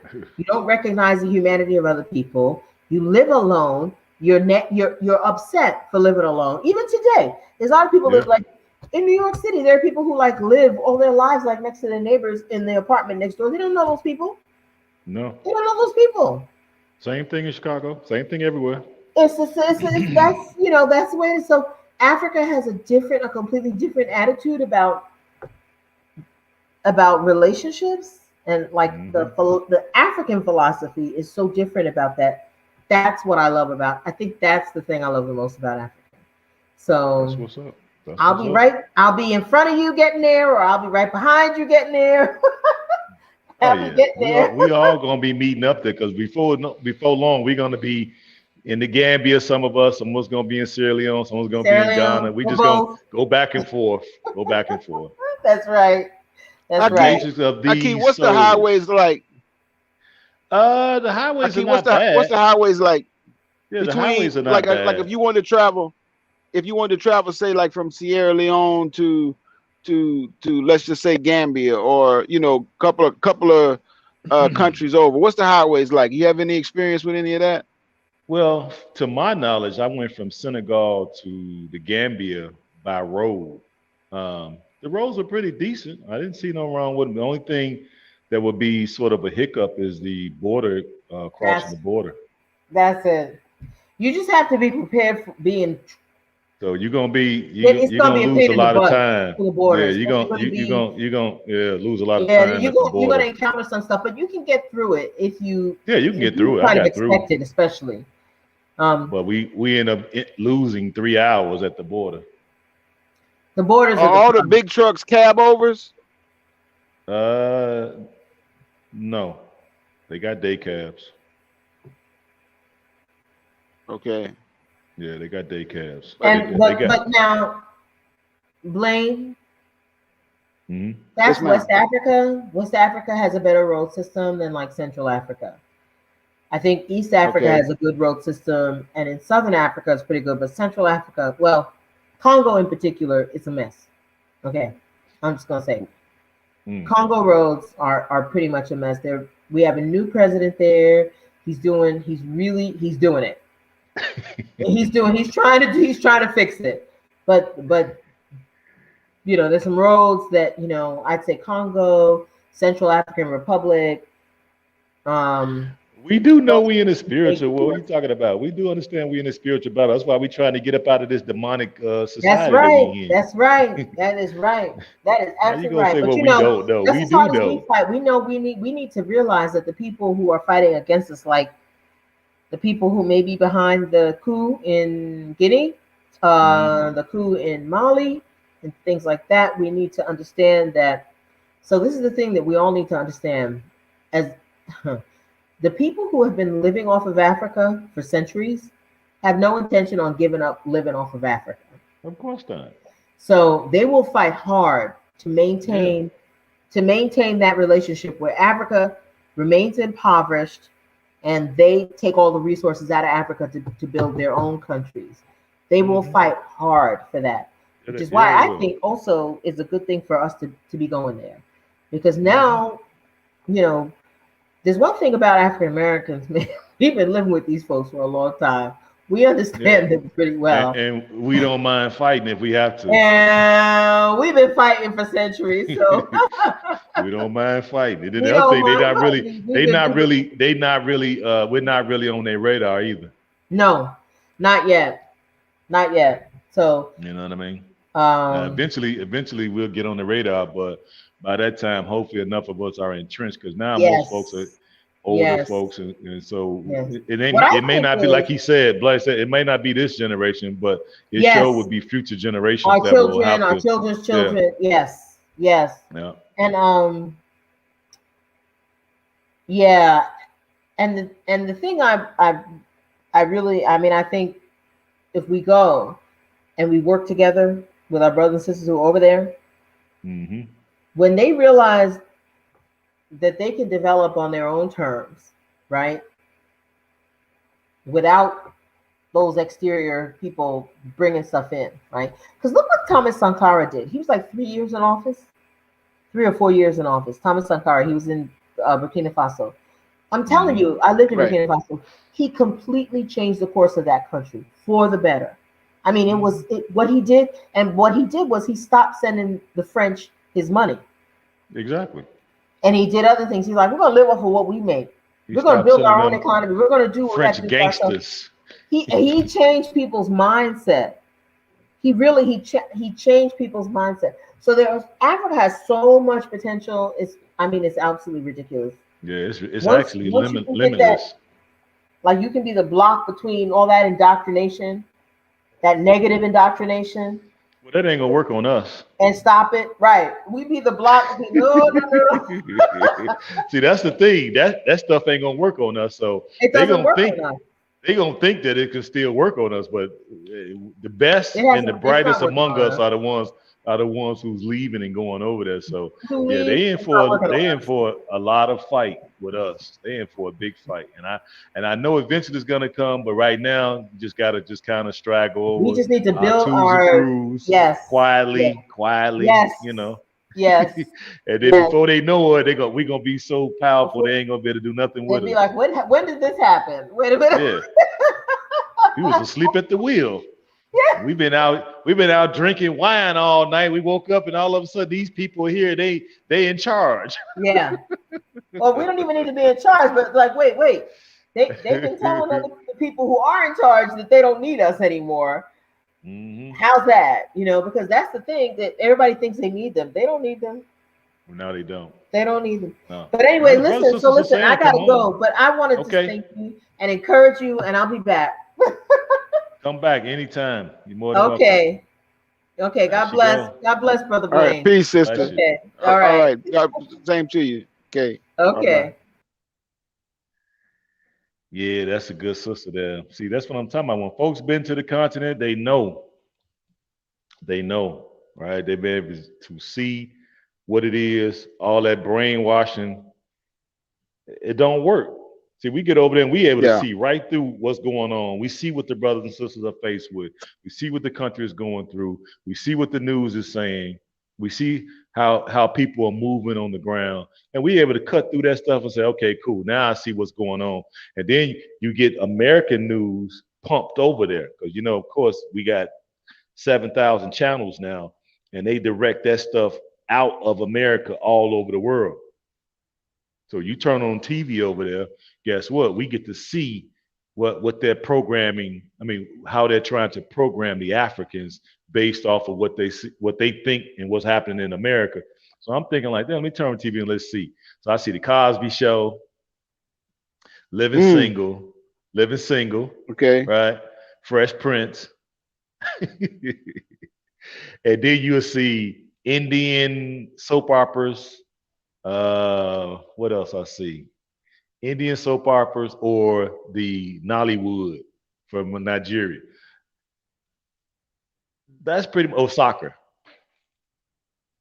That's what you see. Yeah. And to me, Well, none of that programming is who we are. You know what I mean? None of that program is who we are. So that's what some of them think. Like, that's why they think that we are rich when we come over. We're not. let me ask you something, Aki. Hmm? Like I follow a lot of these YouTubers that go over there that are repatriating, and everybody wants to get some land and build their own spot, and that's beautiful. But I see when they get there, they're at the mercy of of what's there, and most of the people don't know how to build or have Keep any talking. inclination of that, so they can more or less uh they get caught up in personalities, promises with folks, people not really able to deliver, their budgets get blown. That can happen even here in the United States. True. uh Anywhere, actually. but Yeah. But so anyway, Go ahead, I'm listening. my question is, what do you think about it- if you take if you buy a land over there in a block? Because me myself, I'm not interested in a a 6,000 square foot lot. And some of these when I see what brothers and sisters are buying over there, it's like Hmm. a residential lot. You know what I mean? I'm not Yeah. I'm not interested in that. I'm interested, in an acre minimum, 5 acres, 10 acres, more like that. You know what I mean? But an acre minimum. Yeah. But what if we were to buy land in a block, and the very first thing that we sent over there is the necessary tools for us to be able to do the big work, for us to be able to dig earth, move earth, drill wells. You know, I mean, all that could be in one tractor. You got a tractor with a front end loader, a detachable backhoe. You can put a well drilling rig on the back connected to the PTO. So what do you think about us sending one piece of equipment with the Vanguard brothers and sisters that that are going to be there,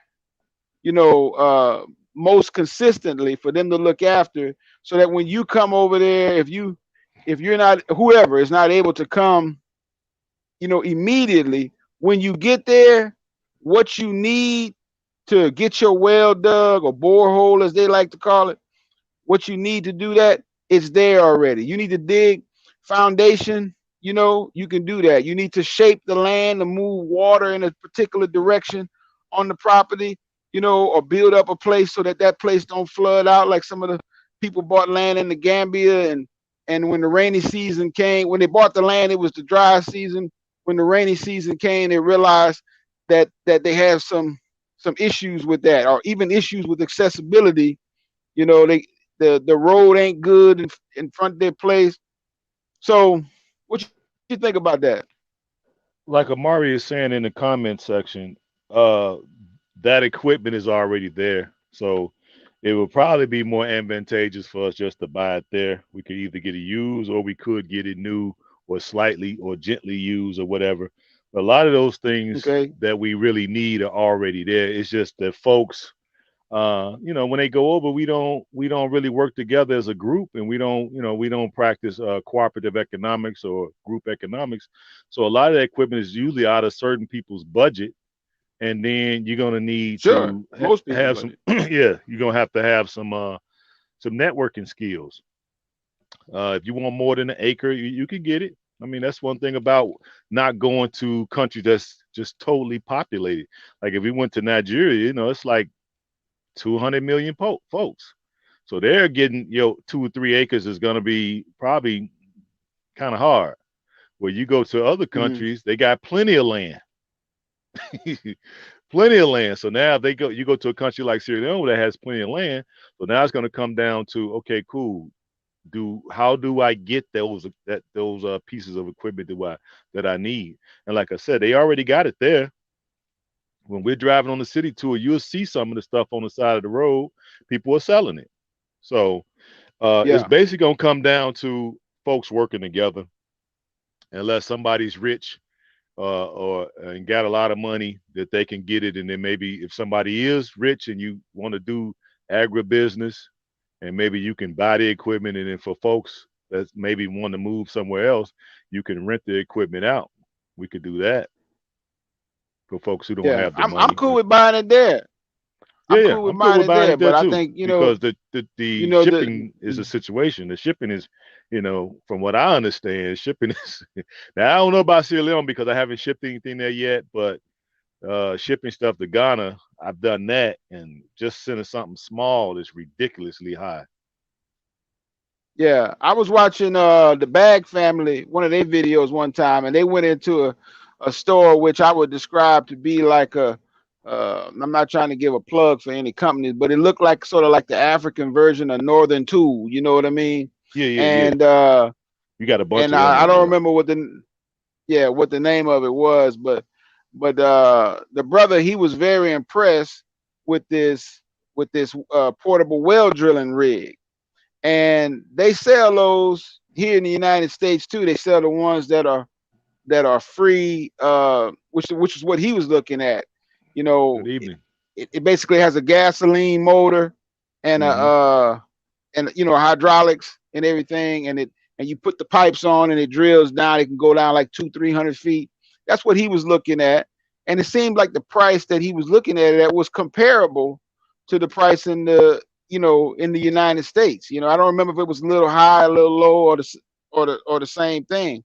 But they also have them where they hook onto the back of your tractor through the PTO and the hydraulics that come off your tractor, and you accomplish The the same same thing. the same Mm-hmm. goal. You know what I Right. mean? But you have the brick machines. You Yep. know, I see the method that they make their blocks, and it to me, the method that I see them making their blocks at is pretty efficient. I mean, like, I don't know if you need a machine because it look like the way that they do it is pretty efficient in and of itself. Yeah, you talking with that brick making tool? I know what you're talking about. Well, like I said, I don't necessarily want to work with brick like that. Like I said, I want to do containers, but for folks that want to do brick, yeah, those that machine is there. You could buy them. We can always buy one of them, and Mm, make you can make bricks. You just buy the machine and make bricks for other folks. So all the folks that's coming mm, over, everybody's looking to build something. So I'm sure everybody got their own ideas of what they want to build. I want to pretty much work with containers because I just fell in love with that. The fact that it's a boxy, and then I could do pretty much and stack them, do whatever I want with them. And then they're not. yeah. You ain't got to worry about high winds. You ain't got to worry about none of that stuff. Once you weld them things in place and you anchor them down to that pad, they're not going nowhere. But for folks who want bricks, who knows? Hell, I might buy the machine and get a couple of brothers to be making bricks, and then you can just come to me and buy the bricks. You ain't got to buy the machine. Mm, You know what I'm right. saying? Well, I mean, Some of this stuff, yeah, some of this yeah, stuff, yeah. just depend. We got to be entrepreneur like that because a lot of folks ain't gonna want to do all this stuff. They might just want to come and just, hey, I just want to build my place and I want to sit my ass down. I didn't work 40 years. I'll let you younger guys worry about nation building and all the other stuff. I just need to get a spot and sit my butt down somewhere. I can give y'all some wisdom and Okay. maybe give us some good counsel or something. Right. Yeah, I like the containers too.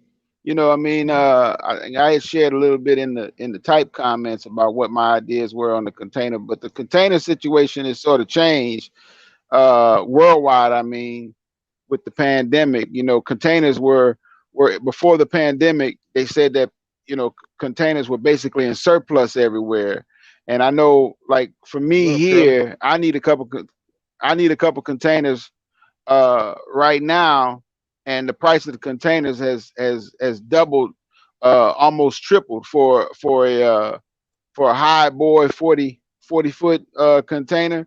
They want like $6,500 in my area delivered for that now. And What before the area you in pandemic, again? it was like, I'm in Southwest Louisiana. Okay, go ahead. You know, yeah, it was about 2,500, 3,000 before the pandemic. Uh, so I don't know, what the situation is with No, I with doubt it. with Over with there, with that over there. yeah, over there they get a remember what Wendy said when she was here. Most of the things they get now they import. So most of those imports that's coming in are one-way containers. They're not going back. So they're sitting in the One way. yard somewhere waiting on somebody like us to come buy them. And then of course, I got great negotiation skills. So when I get over there and get in one of them Mhm. rooms with one of the brothers, we gonna have it out. We gonna have it out on that Okay, price. tenfold. You know what I'm saying? Uh, Ain't no just you telling me no certain price and that's all. That's what it's gonna be. No, because I already understand. uh, Before I show up, I'm gonna been and done all my research.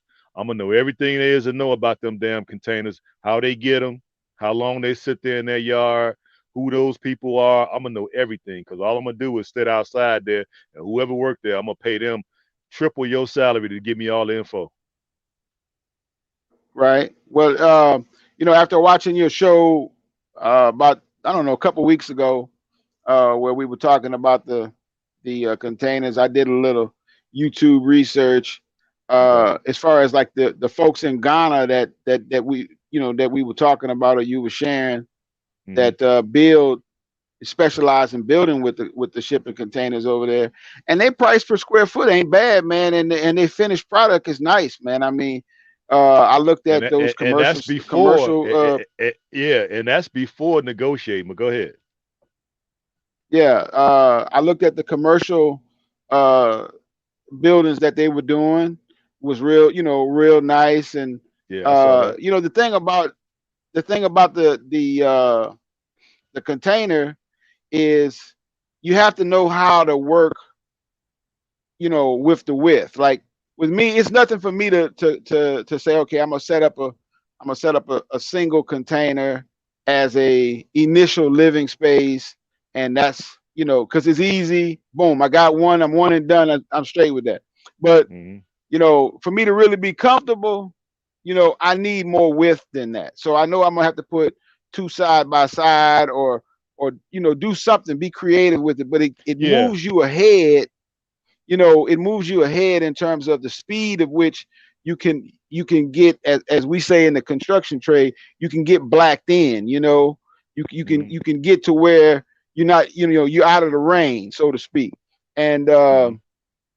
finish the rest of the project. But I got some ideas. I mean, Yeah, it's I just like to configuration, share man. with you. It's just Yeah. configuration. I mean, like I said, I went to when I was in high school, I wanted to be an architect, so I took 2 years of architectural drawing. So my mind Go right already on. worked. My mind already works in using those type of dimensions. So if it was just because really it's gonna come down to a cost thing. Do I want to spend 50 or 75 or $100,000 on my living arrangements, or do I want to spend 25,000 on my living arrangement, take the other 75 and invest that in my agribusiness or my mining, whatever you want to do far as business wise. So that's what is some of these decisions that we need to make. So that's where some of us are going to come in and be able to use our expertise because, like you just said, if a person got enough for one container, we can build that out to where we can add traditional frame, or how about we build a combination of container frame and brick to give you more square That footage.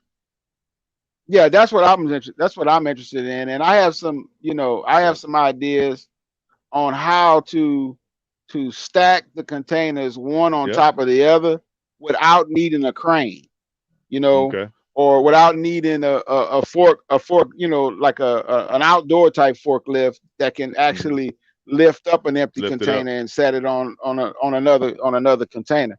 So Hmm. just easy ways of getting one on top of the other. Once you get one on top of the other, it the situation is totally different, in terms of how you can build. But if you can't figure out how to get one on top of the other, or even move one around a site very easily, again, that's where some of that simple equipment comes in place. If you got a small, excavator, or a bobcat, something that you can put a skid steer, that you can put multiple implements on, or my favorite is a tractor, for all around work. You can do a lot of work, Yeah, well, we just going with we're gonna a partner. 40 horse tractor. We just gonna partner with folks, man. That's what we're gonna do. If enough of us get there, and because what my vision was, okay, we got an opportunity here in Sierra Leone, right? And so if we went in and just buy into one idea, so let's say we buy into the container idea. So let's say everybody that comes to Sierra Leone buys into the container idea. We pick an area, right? Clear that area and make a subdivision, let's say of 100 homes, and we all go with that Hmm. whatever theme you want, far as with your containers, right? Right. That little subdivision, if we put it further away from the city, we can make that its own village and ultimately its own city. So, Sure. so what we do is we partner, and the cranes and the type of equipment that we do need, it's neighboring countries. If it's not in the country, we got neighboring countries not too far away. We can look in those countries to see if we can get that equipment. But if we're going in together, because this one thing I noticed, like when you notice about how they do things here, you will go to a subdivision. All those houses are ranch houses, raised ranches. So that means there was Right. one builder, and then he Right. had a whole population to buy into that, right? And everybody in that Right. that subdivision, they keep their grass cut, right? They keep no barbecuing in the front yard, ain't no washing cars in the front yard. You know what I'm saying? Right. Then you go to another subdivision, they got townhouses. Right. Whole freaking town, nothing but townhouses. Then you may go to another one. They got colonial. You go to another community. They got Georgians. Like in Chicago, that's what we have. You could go to right over here. What's the name of this little area? I forgot the name of this little area, not too far from me, right? And this one area, it got to be at least, I don't know, 20, 25 blocks, right? All Hmm. Georgians. Georgian style houses. So when you go through that area, you know what area you in just by looking at the houses. Nobody What got is to that? tell What is you a about Georgian style house? Georgian is basically a basement. Some of them have basements, some of them don't, but majority of them have like a very small basement. It has a first floor. First floor is usually consists of living room, dining room, kitchen. Then you go up some steps. Uh-huh. Then you got your bedrooms and bathroom upstairs. That's a Georgian, and it's just made straight up. Okay. Okay. So you got one area where it's got to be about two, three, I don't know, 500 Georgians houses. So when you get to that area, everybody know that it's called, y'all, I know the name of it now, Jeffrey Manor. Everybody know you in Jeffrey Manor because it's the only place in the whole freaking city that has only Georgians. You see what I mean? Okay. Now, if you go Right. to Right. Calumet City, which is like a bird from here, right, from where I work at, they have pretty much raised ranches. So a raised ranch is basement. You go up a few flights of steps, then you got your whole living quarters on one level. There's no upstairs. So you got your three bedrooms, your one bath or bath and a half, your living room, dining room combination. It's all on one level. That's called a raised ranch if it has a basement. Without a basement, it's just a regular ranch, right? You go through this Yeah. particular area, all you're going to see is raised ranches. So that's the kind of Hmm. idea I had about being in Sierra Leone because guess what? That idea doesn't exist there now. You see what I Mm. mean? When you go there now, everybody Okay. basically just doing traditional building the way they've been doing it, right? They got their rebar Yeah. and they got their concrete. They do up or Right. down. They do upper and down, and they will do mixed use property, which is commercial space on the first level. Then you go up some steps, or usually on the sides. You'll go up the steps, and then you have your residential up top. Now they do that, which is that's a Hmm. big thing they do here in Chicago as well. But when you go through the Yeah. particular areas, mostly what I see is if you depending on which community you in, you see just a regular build. If you go further out, I did like we went to the Timbe Village. They still do a lot of mud houses. At least the one where we went, they do. So Hmm. that's why I was saying like, and when we get there, I'm gonna film all this because last time I was sick when we went to the Timbe Village. But when we went through there and I saw all the mud brick, man, that mud brick is the best. I mean, it's the best thing I've ever seen. That Hmm. mud brick was so man, the face of it was so smooth. I guess it hardens after so many years or whatever in the sun. But it was so smooth and accurate and precise. I was just blown away. I was fascinated. I wanted to get out and get somebody to show me what the inside looked like, but I was sick that day. So when we go this time, I will definitely get out and film and see if I can pay somebody to let me see the inside one of them mud bricks just to get some ideas of the different architecture that's there and what we could bring that's new. Because I'm sure, like you said, maybe here the prices went up, but over there, them containers been stocking up for years, bro. They only one way Well, containers. They don't send them back. So I go ahead, can I'm listening. build. I can frame, and I'm sure because I can frame, I'm sure I can build with with steel. But Hmm. I'm not I'm not a mason.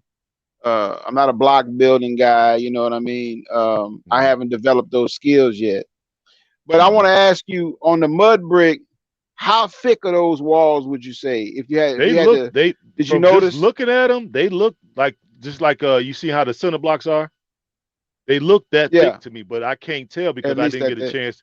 Yeah, I didn't get a chance to go inside and look. That's why I want to look inside this time, so I can kind of Yeah, show folks on how accurate that mud brick. Cause that did look pretty slick, but though that area where we was at, I'm not for sure exactly which Timmy village we was in, but there they don't have really roads. It's mostly dirt, and then the houses are all mud brick, and they all like it's basically a subdivision of mud brick homes is where they stand, and then this is their village. Now I didn't get out and see like the community center and the different things like that, but this time I'm gonna get out and be a little bit more of a reporter and show y'all what some of these places look like. Then when we go to the Mende village, most of the Mendes, at least where we are, is mostly regular construction, regular brick, um, more roads, and then they have like community center. It's brick. So I want to be able to show some of that architecture just to kind of give folks an idea. And what I need to do is probably go through these areas here in Chicago so I can give people a better idea of the vision that I would like to see there. Because if we do something like that, one, it sets us apart. Two, we're doing something renewable because I'm sure they got plenty of containers, right? Three, it's not that expensive for folks who really didn't plan on being in Africa or, going there and dying there. They probably hadn't thought about it until they see how bad it's getting here. Now all of a sudden, okay, hey, let me get up out of here. And they probably didn't save enough money. So this will kind of help a lot of people. And then the ones of us that's a little younger and who can put together a few dollars and that can team together, we can get all the equipment that we need. That way it'll be like a cookie cutter process and we can throw these areas together without needing, because what I'm noticing over there, a lot of unfinished projects. Too many, too many. And what I'm gathering, why so many unfinished projects is one, either folks ran out of money, which is probably the number one reason, right, or right. two, they ran out of money. Yeah, so, so you see a right, lot, I mean a right, lot, and this is all over Africa.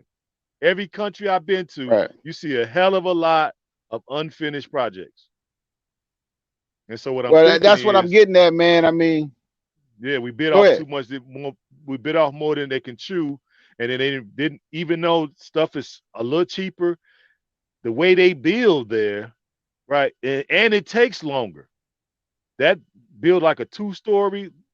I could put from what I'm gathering, we could put together a two-story, three-bedroom, two-bath container home in 8 weeks, start to finish.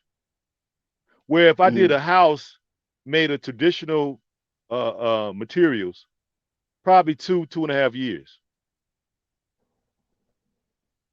yeah. Like I said, coming back to what I said earlier, I'm 52. You know what I'm saying? Yeah, I I'm ain't right trying to there. spend 2 years I'm, building a I'm, house. hey, my next birthday, I'll be 56. So, I'm not trying to spend that much Yeah, time either. yeah, Shit. yeah, yeah. Hell I no. just got through with that, man. I got a project that should have took 6 months. You know, All right, Amari. when we started the project, it was before the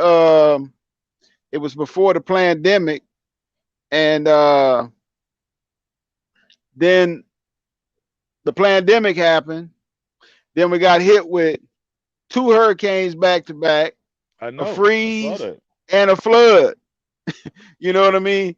So I just finished that project, and I mean, the guy was like, "Man, it's taking you 2 years." I told him, I said, "Man, look, don't start that S, man, because you you know what You know what the circumstances are here, I man. You know know, what I you mean? know it. I've been in I, New Orleans a bunch of times and all through Louisiana. I see that devastation. I'm like, damn, I don't know how y'all do it. yeah, I don't know how y'all do it. look, before the in May of 2020, I bought 35 sheets of 7/16 OSB plywood, if you will. So it's different between OSB and plywood, but anyway, to the layperson, it's the same thing.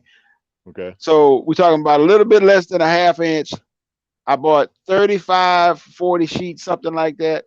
They were about $8 a sheet, Okay. right?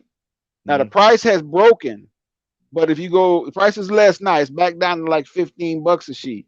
But that Okay. same sheet got up to $60 Yeah, yeah, I saw per that. sheet. I saw that. I saw that. Yeah, uh, absolute bananas, man. Um, so it yeah, I don't want to go that route, but that's interesting. I don't want to go that long term route, but that's interesting what you're saying. You talking about you want to bring the raised ranch, but you want to use the containers That's my as your building. That's outside frame. exactly. Yep. And you can Okay, and you can and so stack them however you want, and you can stack as many as you want. You can have five across. You can have them two-story. You can pretty much put them in any right, configuration based off of your income. And here's the other thing. Here's the other thing that a lot of folks probably not really factoring in when I'm saying this. If we had a subdivision like those Georgians, right? Now yeah, they might have put hell, that's got to be 20 blocks of that shit. So it's got to be maybe let's say it's 500 homes. If you got 500 homes that you're making all the same with different variations on the inside, right? The cost actually comes down per house. sure. So let's say we got 100 acres and we got 100 lots and we get 100 folks to buy in, right? Now I could go because I'm an excellent negotiator. So now I could go to those yards where those boxes are sitting. Now instead of negotiating for one, well, we need, you know, we need A 300. hundred, Yeah, we need right, 300 right, because now we're gonna get some for free. right, Okay. I right. ain't I'm just with you. negotiating for 5 and 6. Because if I'm gonna just go negotiate myself, I'm gonna have like 5 or 6. Okay. But now if I'm negotiating for other folks, now let me go there and talk to these people. Hey, look, we're gonna need 300 high cube 40 footers. One Right, you need high Q for sure. one high cube for sure, and we need what they call it, one-way containers. Yeah, yeah. We'll have the trucks Now let me ask you this: what kind and of the skin you gonna cranes. put on the outside? We could What put kind of whatever we siding you want. gonna put? We could put whatever we You want. worried about? We could put wood. We could put. You could paint. You could put metal. You could put ceramic. I'm thinking of porcelain on the outside of mine Okay, yeah, because I heard if you put porcelain on the outside, take the box, put your box, put plywood on the outside of your box, frame it out, put plywood on the outside of your box, and then put porcelain because porcelain what reflects the sun. reflects. Yeah, Yep, and it'll have a yeah, whole different look to it. White porcelain, right. man, it'll look like a palace. Yeah, yeah. When I'm done, it's gonna look That's like a interesting. I never palace. seen that. Yeah, I never seen it I either. never seen. Look, look, look, look. I never I seen never that. But you seen can it either. control that cost. Yeah, yeah, because nobody's building with that. So yeah, it's probably sitting around somewhere in one of these countries. Nobody's buying porcelain. Yeah, Who's buying porcelain it's that. tile? Nobody. It's it's the R value. It's the it's the insulation side of things. Insulation has a lot to do with uh, how much energy it's going to take you to run your house, Okay. in general, depending on the particular climate where you are. When people think about Africa, they think every place in Africa is hot, but that ain't. that ain't No, so. You know what I that ain't meing? necessarily the case. But No, it's not, and it's not hot all right. year round either. But yeah. But you know, being able to insulate, you know, not knowing everything with the limited knowledge that I do have of the situation, Yeah, we can I get the think I'm insulation. more That's not a interested problem. That's not a problem. We can get the insulation. It's there. It's uh, there. of We can get the synthetic, and we can get the other kind as well. So it may not be necessarily and Sierra Leone kind that some of us may want, but we can get it from Ghana. I know for sure. okay. That's why I Yeah, like. I'm That's why more I I think like. I'm more interested on the outside.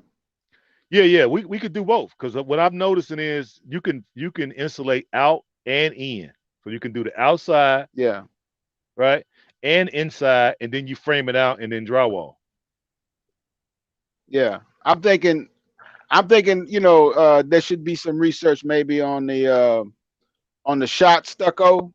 So you use a container, you put your insulation Stucco the on the outside. outside, you put your chicken wire Hmm. on the outside, and then you shoot the stucco Hmm. onto it and have the Yeah. masons, you Yeah. know, Smooth go it out. ahead on and texture it whichever way you want, you know.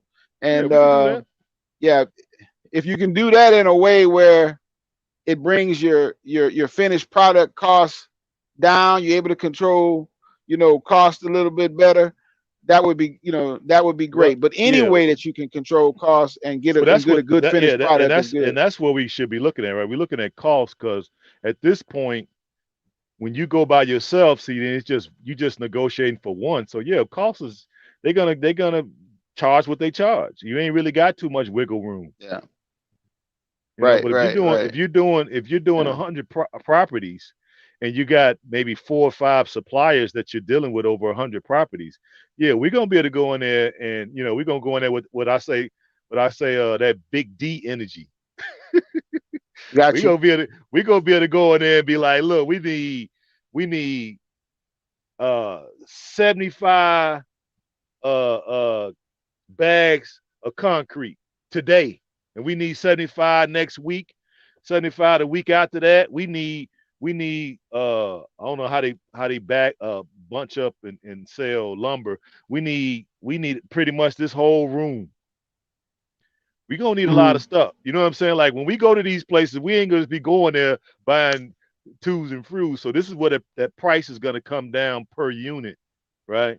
And this will actually Yeah. give people a little bit more house, and then we can do the energy efficient thing because that's something that's big on everybody's radar. So that's solar, right? We got to worry about how we're gonna get water because they do have energy situation that we need to be concerned about. So that's what a solar. We could do wind, right? We can do backup generators. So we can do it where Yeah. it's cost effective. And then when we do go to buy the backup generators, instead of us buying ones and twos, we go there, we need 50. But what kind of price can we get for 50 generators, backup generators? Yeah. What kind of price can we get on 600 solar panels? Well, you know, See, that's funny. You should talk about that because I've been into that for a quite a lot of while. years, and That's what's up. That's what's up. I actually bought a diesel a military diesel Bulk buying, generator exactly. a few years back, and you know, a lot of folks thought I was crazy when I bought it.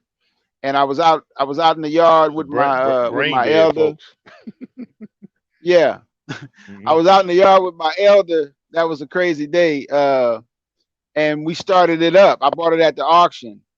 Okay. Uh, and we started it up and everything, man. We hooked a drill to it to make sure that it was actually producing power and whatnot. And I just stored it away. Hmm. So along comes Hurricane Laura. And Ah, Hurricane Laura, this is 3, 4 years later after I bought the generator. I ran that generator, and I'm not advising anybody to do this. This part of it I did not do right. I okay. ran that generator one time for 5 minutes. That was it. And I stored it away. Along And you comes left gas in Hurricane it? Laura. You left gas in it, didn't you? It's diesel. It's diesel. Decent. It's Okay. diesel.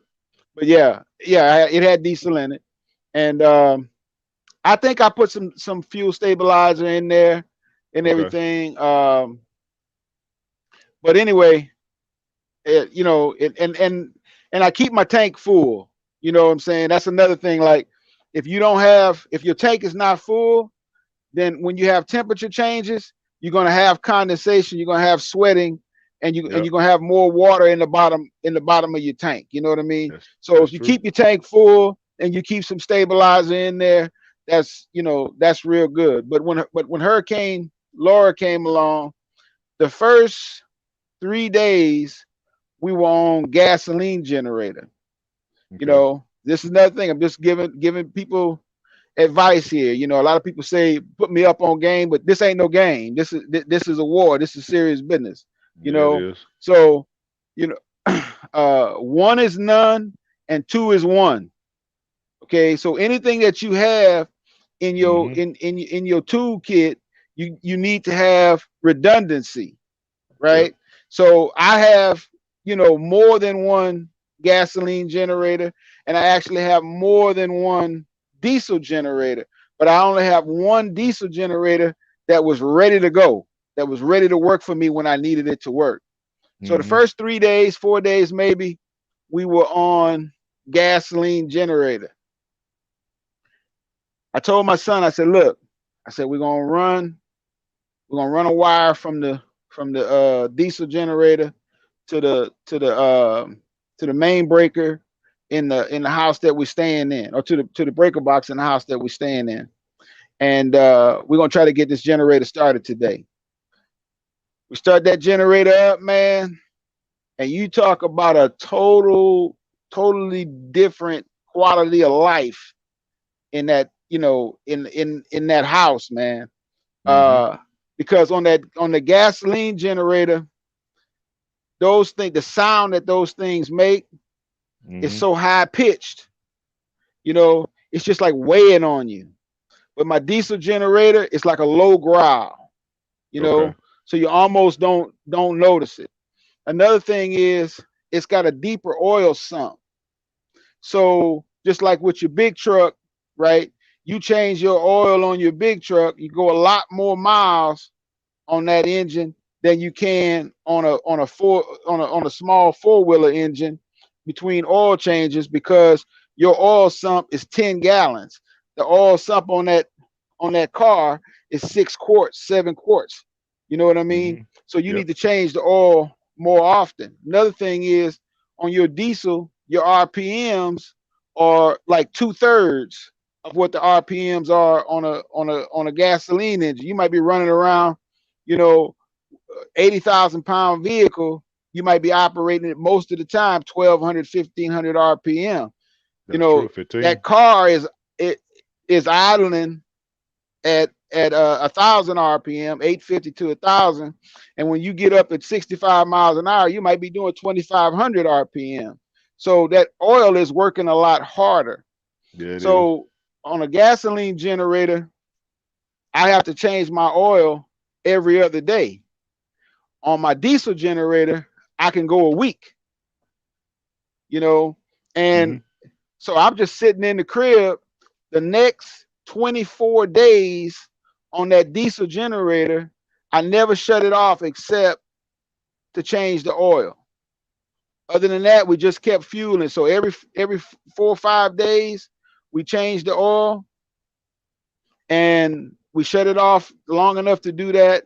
We turned it back on. If we went to work or did anything else, we left the generator running so that when we came home, the house was already cool. We Yeah. didn't have to cool down. It's a stress issue.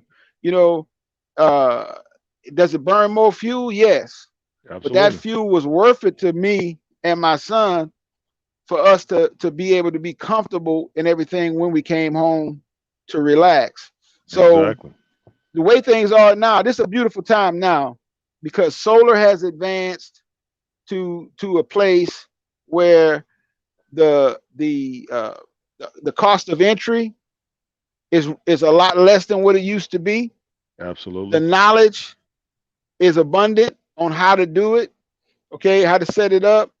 Yep. The battery technology, has never been a better time in terms of battery storage.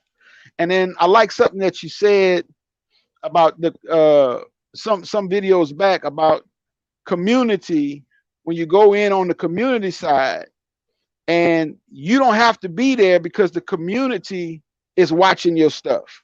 That's right. You know, if you think you're gonna go to Africa and stick, $15,000 worth of solar on a building, and you ain't part of a community to watch your stuff, and then come back here for 5 6 months, when you come back, you ain't gonna have no solar.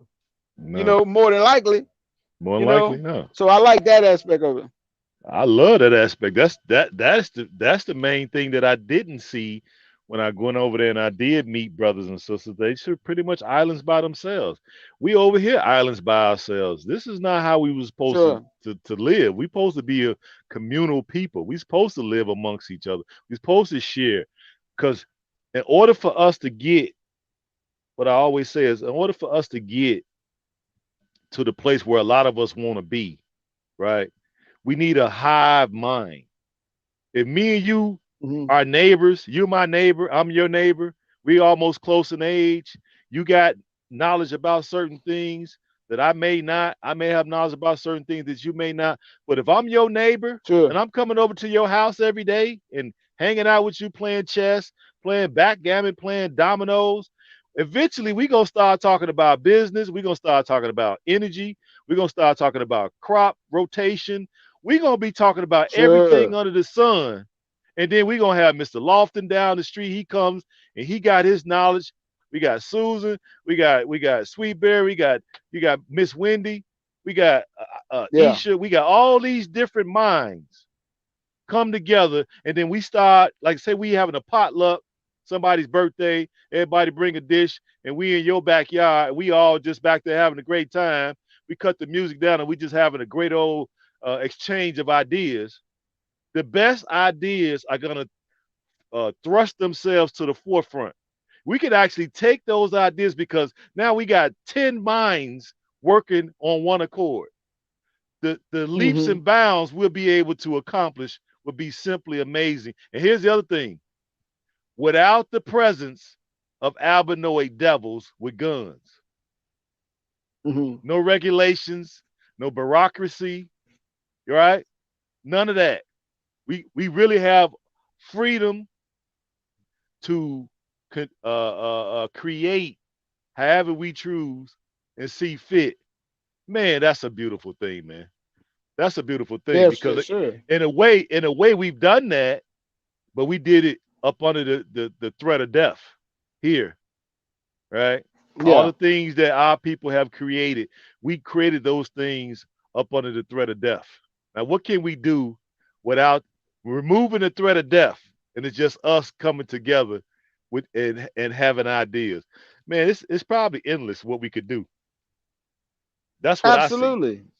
That's what I see. Uh, you know, uh, Absolutely, and I also like that. You're developing the right contacts within the local government, Hmm. um, in terms of the citizenship, but it's going to transcend citizenship Yeah, it because is. you Yeah. know you're going to need you're going to need building permits, you're going to need business permit, you're going to need you know a lot of different things to be Hmm. able to amalgamate into the society and everything, and be able to really show a different type of benefit to the society. Because when the Chinese person or the European entity or whatever, when they come there, Lebanese, whatever else, those folks already understand. The Africans there, they already understand what those people want to get out of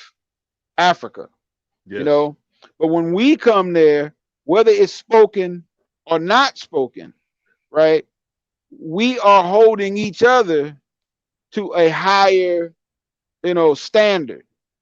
You know what I mean? And Hmm. so some of Yeah, I that agree. is the it's also the block. You know what I mean? About what it is that we're trying to do. So the fact that you are you're building those type of connections, and I hope that uh people, that everybody will be accountable to that. You know what I'm saying? Both on the continental side and on the diaspora side, be accountable to the fact that these relationships have to be built, they have to be respected, you have to Yep. deliver on what it is that you say you're going to do, the explicit and the implicit. And not to Hmm. make this religious or anything, I hope people can accept what I'm saying in the for the content of what's being said when we talk about community. Prophet Muhammad sallallahu alaihi wasallam said, "Never be more than a hand's width away from the community." Okay, Hmm. you don't have to be a Muslim to understand the wisdom in that, because that Absolutely. came from a people that at the time when that was said were the minority. They were oppressed amongst the greater group of people, you know, and the instruction was don't be more than a hand's width away from the community. So those people who are like-minded, with you, who have the same politics with you, who have the same long vision agenda that you have, you got to be within that hand's width with them. You know what I Hmm. mean? You got to be accountable, with them. You have to stay connected. You try to get too far out, and a problem come, and then you wanna blame, you know, what happened, on everybody else around you. But those people didn't have a like mind with you in the first place. You knew that they were colonized up here. You knew that Yep. they were imperialized in here. You know what I mean? We living in this in like invasion of the body snatchers. You remember that movie, Invasion of the Body Of Snatchers? course I do. Hell yeah, I Yeah. remember that. Well, that movie scared that movie scared me to death, boy, when I was a It little scared kid, me man. too. Yeah, I ain't gonna lie. It scared me too. I ain't gonna even lie. I ain't even Yeah. lying about that. It scared me too. But Hell that's where yeah. we are. That's where we living in. If Hmm. when we out there and we talking, what we talking is pure sense, Yeah, it self-preservation. is. Love of Hmm. your children, love of your grandchildren. You know what I mean? If you want to get beat up, mess with somebody's child. If you want to get Oh yeah. killed, mess with somebody's grandchild, Oh yeah. right? Because once you get to that grandparent zone, you know, listen, I don't care. Yeah. I don't have You- any grandkids. I don't have any grandkids yet, but as a man in my 50s, when I get grandkids, listen, this is my future. yeah, exactly. This is really my future. So Literally and you figuratively. yeah. So if you mess with my grandkids, you messing with my future. So all bets is off here, buddy. You know. So Hmm. we out here, the stuff that we're talking, it makes 100% sense. There's no mixed loyalties in Nope. this. You know what I mean? And we don't care if you're Yoruba or Ifa or Muslim or Christian or Nope. atheist or this or that or the other. That has nothing to do with anything to the greater agenda. You think with all of the employees that FedEx got, McDonald's has, Walmart has, Samsung, you name it. You think they care what religion Nope. their employees are? Not at Nope. all. You know what I'm saying? So, we always want to try to say, well, okay, when everybody becomes a Muslim, when everybody becomes a Hebrew, when everybody becomes, gets on indigenous African religion, then we could, no, man, that's not never going to happen. We're never going to No. speak one language. You know what I'm saying? Our politics have to be right according to what the group needs right now, yesterday, and tomorrow. And You know tomorrow. what I'm saying? Absolutely. That's why you Yeah, don't never that really hear that me. That's why you that's it. never really hear me talk about religion over here. I don't talk about religion Yeah, yeah. I because I picked don't up care. that. I don't. I picked up Yeah, I on don't that. care. I don't care what folks. I subscribe to being Muslim. I've been Muslim a long time, but I don't practice. Hmm. Uh, I don't say practice. I don't throw that up in people's face. What it comes down to is our shared experience because we have melanated skin. We have a shared experience. And Sure. then the albinoid devils, they don't give a damn what religion we are. What shoot, they could care less. You black, that's what it is. They don't care if you're from the islands, they don't care if you're from the continent, they don't care if you're from here. They care less. You have black skin, you are enemy number one, period. They don't care about what your religion is. So that's I don't know why we make it an issue. So that's why I don't bring it up over here. It's about having folks with like minds. Long as you love your people and you want to see you want to see your people win because it's time for us to start winning. Then we on the same page. You can go worship when you go to Sierra Leone, you go to most of these countries. They got a generous population of both, right? And they mosque right next to a Christian school, a Christian Right. church. They the Christians uh, practice Eid. They come to Eid when they're invited by the Muslims, and then the Christians in turn invite the Muslims for a Christmas celebration, and they all participate in each other's religious gatherings. So we ain't got to bring up worry about that religious stuff here. It's not even a factor. Right. We got to worry about us coming together and just working within a village mentality to get that back, live amongst each other, become true neighbors as well as melanated have a shared melanated experience plus be neighbors. Now that'll make it easier for us to get back to what we call trusting each other so we can start doing various business because we all have different ideas, right? But it'd be nice. It'd be nice, right? If I want to open up a school, it'd be nice if I had 100 people willing to help me. You know what I mean? If I Sure. want to open up a hospital, Sure. it'd be nice if I had 100 people helping me. It'd be nice if I want to get Yeah. a gold mine. Be nice if I had 100 people helping me. But what if I wanted a banana farm, pineapple, pears, plums, oranges? Be nice if I had 100 Right. people helping me. Okay, these are why how we should Yeah. be doing things, but we came over here and we already know what happened. We don't do that. Now these other folks do it because we see them doing it. Right. Okay. And invest your small money. Yeah. Invest your festival money. You know, you was planning invest your 3 day weekend money. You was planning on, going to such and such a festival, and you about to blow $1,500, $2,000. You know what I'm saying? Yeah.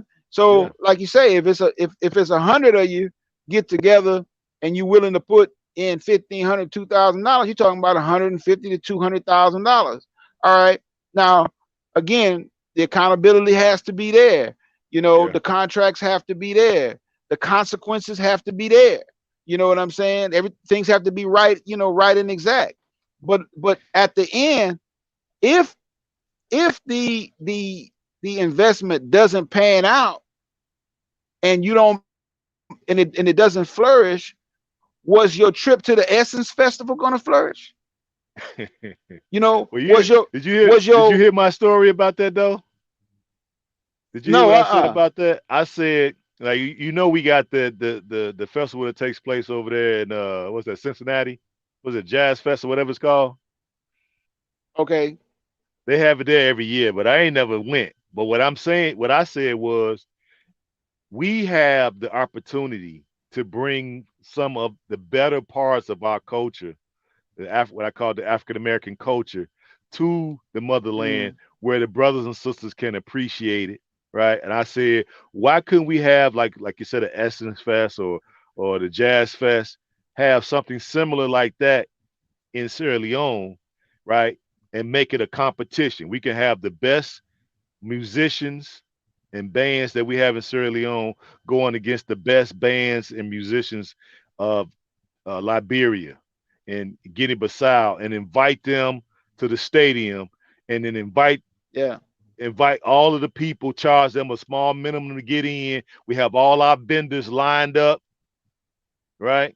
We have food, beads, this, that, and the other, and all things, and we can have that for like a whole weekend or even a whole week. Then here in Chicago, we got the Taste of Chicago. It goes on for a whole week. It literally makes billions of dollars. So let's do a Right. taste of Sierra Leone where we have all of the best restaurants, cooks lined up. Right, we pick an area and we have it going on for a whole week, and in turn we'll bring the best bands in. We'll bring some bands in from Chicago. I mean, from Chicago, New York, New Orleans. Right, sell Hmm. food. We all get out there and sell food. We can come up with the type of money we need just doing some of the positive things about our culture that we do have here. So that's one of the things that I Hmm. had said. So because right now that doesn't exist over there. Yeah. They don't Yeah. have the type of They have festivals. what they have a thing over here that's very popular. It's called trail riding.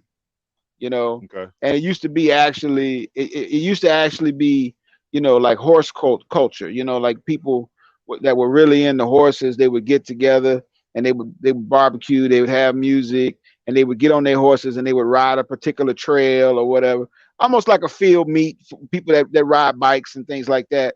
You know, Okay. well, there's a particular organization here, and they're over around the Lafayette, Louisiana area, and their trail ride festival is so huge. You Hmm. know, I mean, it rivals like Essence Festival in terms of the number of people that come out there. You Okay. might have 80,000 people, you know, at this thing. It's an Exactly. incredible See. amount of money that that See. that that they earn on the site, but also the dollars that they bring to the community, because you know Hmm. probably 80% of those people need a room when they Right. They go to coming from that out of thing. they coming They're from going out of from town. So yeah, they need food. right, They stop at the convenience store. They stop at the mall. exactly. Hmm. Right. All of that, you know. And then before they go, you know, they all part of their own individual groups. So they got to have gear that all looks the same. And so they actually generate money in the communities that they come from. This event is generating monies even in different communities because the people are gearing up to go. You That's know, they right. getting the new ice chests and this and that and whatever, you know. And now a lot of these folks, you know, the thing is ATVs and four wheelers and RTVs and things like that. They done kind of got away from the horses and then got to the mechanized type of stuff. But I feel what Hmm. you're saying, and I think that is definitely a possibility and something that should be done.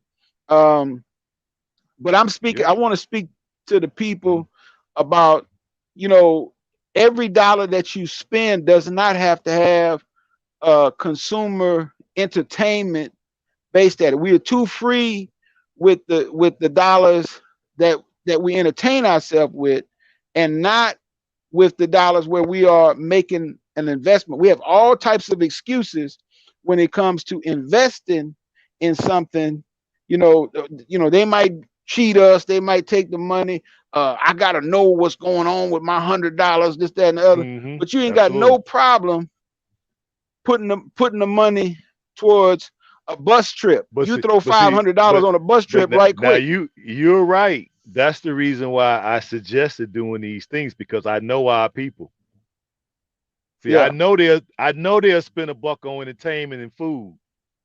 So yeah, since I know they're gonna do that, we've already been doing it for who knows how many years we've been doing this already. So I know our right, people. That's right. why I said we get a few of us together and we organize these type of festivals, these type of concerts, these type of food festivals.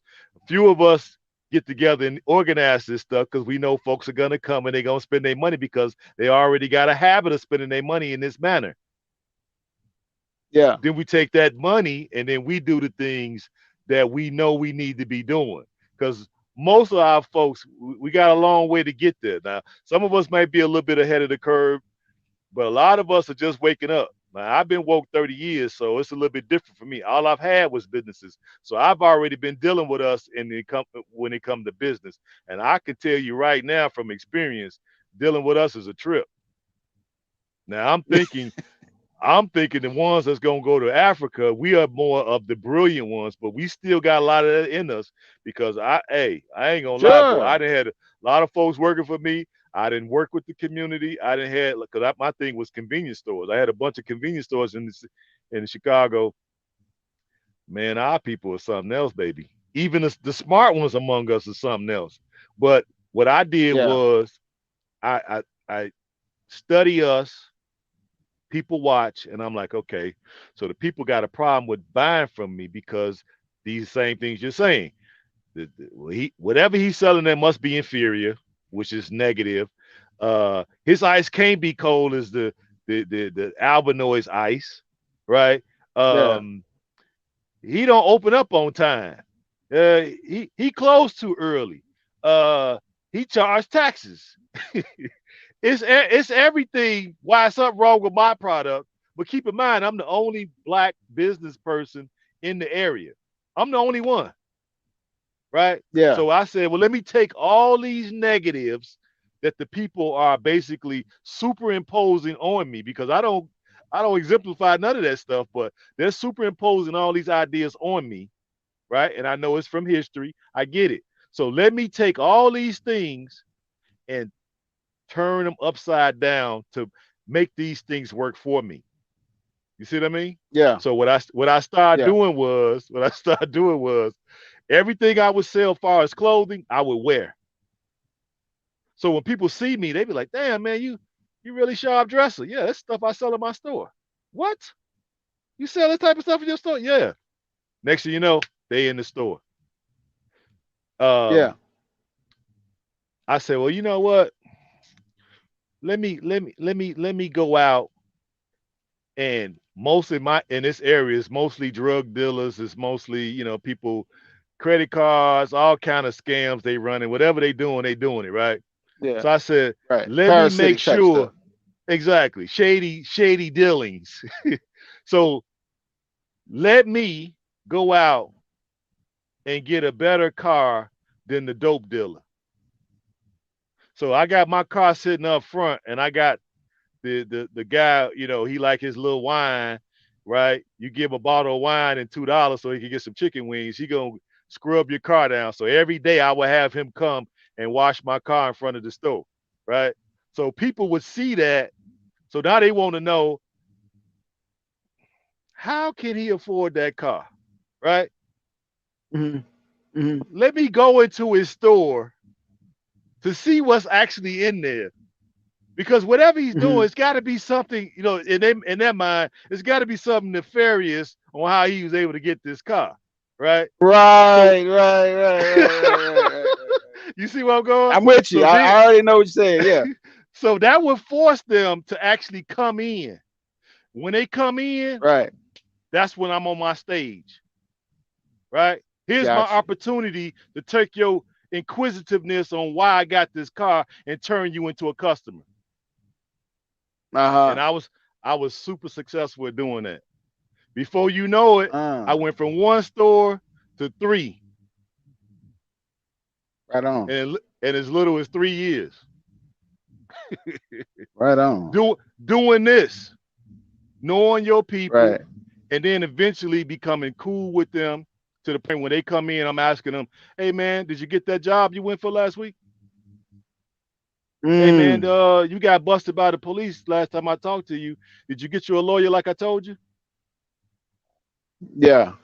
Oh, Yeah. you and your baby mama put you out. Why did she put you out? Well, she talking about I don't make enough money. Well, shoot, they got Uber now. Get you a car, and run Uber so you can make extra money so she can let you back in the house. When I start giving them suggestions, right? And the other girl, well, Yeah. man, I don't know if Show I them you want to care. be exactly. I don't know if I want to be with her. I'm like, what you mean you don't want to be with her? That girl wash your dirty drawers, right? She cook for you. She clean for you. Why are you ripping and running the streets, man, when you got a woman that love you? Go home to that woman, man. You know what, man? You Yeah. right. You right. You right. Let me go home to my wife. Yeah, go home to your wife and make up, man. Them kids need you. Why have another broken home out here, man? You know what? You right, Yeah. man. I'm glad. And then they start calling me Unc. You right, Uncle. There it is. That's it. But That's these it. are the things that you Hey, have to do to your people, you know? sure, sure, sure. And hey, man, well, what you was assuming your natural role, man, and more of us need to do that, and also, if you want to be safe from the people, you have to speak their language. Yeah, you do. You know what I mean? Yeah, you do. And the language is more than just the word. You know, Hmm. And it's if you more than look just at that if product. It's more than just that product as well. You got to actually care, like you say. yeah, yeah, and we have an expression in the community right now. It's amazing, man, how really how demented some of these expressions are. But Hmm. I speak the language, so I understand what the people mean when they say it. They say, I F's with him, Oh right? yeah, yeah, I You know what I'm talking about, right? yeah, absolutely. So if you was an alien coming from outer space, and you was reading the dictionary or whatever, you were learning how to speak English. That statement right there, that I F's with so and so, on face value, means something totally different than what people mean when they say that the Yeah, majority of the time, right? that's true. You know what I'm saying? So languages is not just the words they put together, but what they mean, what those words mean within the Hmm. context of their community. It's their body language. It's their cultural mores. It's so many different things. You have to, in order to be safe from the people, you have to be able to speak their language, friend and foe. Absolutely. You know Yep, what I friend mean? and foe. I And agree. so that's good. That you're doing that, you're thinking like that, you know what I mean, and ways to navigate our weaknesses towards a strength, Yeah, you know, yeah. because you're right. You won't get people to to do the right thing on the basis of doing the right thing in great No. numbers, but you can get them to do the right thing, on the basis of entertaining themselves or some other, unfortunately, a weakness, Hmm. of theirs. We Yep. have a whole lot of issues. I mean, there's so much good, uh, shows or contents, things that need to be addressed from the perspective of Pan Africanism, rather than Hmm. from all of these other perspectives, you know, That's that are true. out there. Why are so many of our men, you know, walking around in dresses? Why are so many of our men actually attacking women? Now Hmm. I'm not talking about the physical attack, although that's an issue too. I'm talking Yeah, it about is. the verbal attack, you know, of saying things like, the problem is the women. Hmm. Our laying all of the problem on our women, and how our women, act, and so on and so forth. Yeah, that our women have some problems, you know, but if I'm the leader, right? If I'm Hmm. the leader, don't I bear a little bit more responsibility than them? Yeah, You everybody know? has a responsibility to go around. That's how I see it. That's why we have to get out of these type of environments, because this is not our culture. Okay, we're not able to do Hmm. and be who we really meant to be here, because this country will stop it. Like if me and you got together and we say we go over to Texas because we want to get out of Louisiana. We go over to Texas and we buy 200-300 acres, and we talk this type of talk, and we doing community economics, and we get folks to move in, and we start practicing this stuff, and we're loving one another, and we're coexisting, and we're strategizing and planning, building, and we're putting our money together, corporate economics, and we're buying things around that state. They will come in to stop that. Sure. They can't allow us to be a constructive people unmolested. They can't, because we would really pose a threat to the whole state. if not the whole country. If they let one little community thrive uh, uh, without their deceptions, right? If we say no TVs Right. in this community, if we say it's going to be tutors, we're going to have a community center. We're going to go there and we're going to learn. We're going to bring in lecturers. We're going to bring in people to lecture about the greats. These are the type of thing we're going to use. Take education to be entertainment, edutainment. If we did that and become an economic powerhouse, they will come in to sabotage it. So we don't have uh, that you know protections in this country. So that's one of the reasons why we got to get out of here, because that's what's that's what's keeping us apart, because they're able to come in and pay some sisters to say something crazy, right? Do something crazy. They could come in and infiltrate, pay some brothers. We don't know. We're not around. They could pay some brothers. Hey, say this about the sisters. Do this, or we'll pay you to say Sure. this. So they've been doing this. This is just a Yeah. this ain't even real, man. COINTELPRO. It's like you said, yeah, exactly. Compare pro on probably 15 different levels, you know. So ain't no way we gonna be able But to you make still this have to work do here. it. We could try, Right. But but but but you have to. You still have to do it. You have to do it. You have to do it everywhere where you are. Even if you struck down 100 times, 1,000 times, it doesn't make it doesn't make any difference. You have to resonate everywhere that you are, and you have to do the work everywhere you are. Are they going to attack yeah, you? of Absolutely. course, of Are they course going they to are are. they going to win sometime? Sure they Yeah. are. But they're not Hmm. going to win forever. That can't No. never be your attitude. Yeah, I mean they're gonna do it. That's why, like I said, I did what I did when I had the stores. When you come in my store, I would have Mm, all the greats pictures at the top. I had all the books in there. I had the posters on my door. I had my yeah, door with the laminate, black, red, black, and green, right? that's Support the what's up. black dollar, to bring the knowledge to people, because in that neighborhood, everybody was spiritually dead except me. So I'm bringing it. So I'm Mm. I'm still functioning on that wavelength, that frequency. But I know it's an uphill battle, and at some point, I got to start making some tough decisions. Do I Were you selling continue? fuel too in your stores, or just No, no. It the was in store mostly, goods? yeah, just mostly in-store goods. I Um, got you. Sort of like the Arabs, um, Chinese. I had beauty supply products and some of everything. Um, but you got to make a decision at a certain point. You know what I mean? Because you could be doing all of that, and you could be in that neighborhood for 10, 20 years, and they could put a Walmart 7 blocks away. Guess what happens? Oh, I know what happens. What happened here? I know what happened.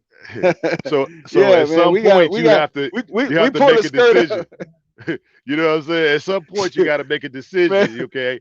All right. So I said to myself, okay, I got to make a decision. I'm for my people 100%, and I've been trying to raise the consciousness single-handedly by myself in this area, because I woke up first. It just is what it is. Okay. But There it Walmart is. moves in down the street.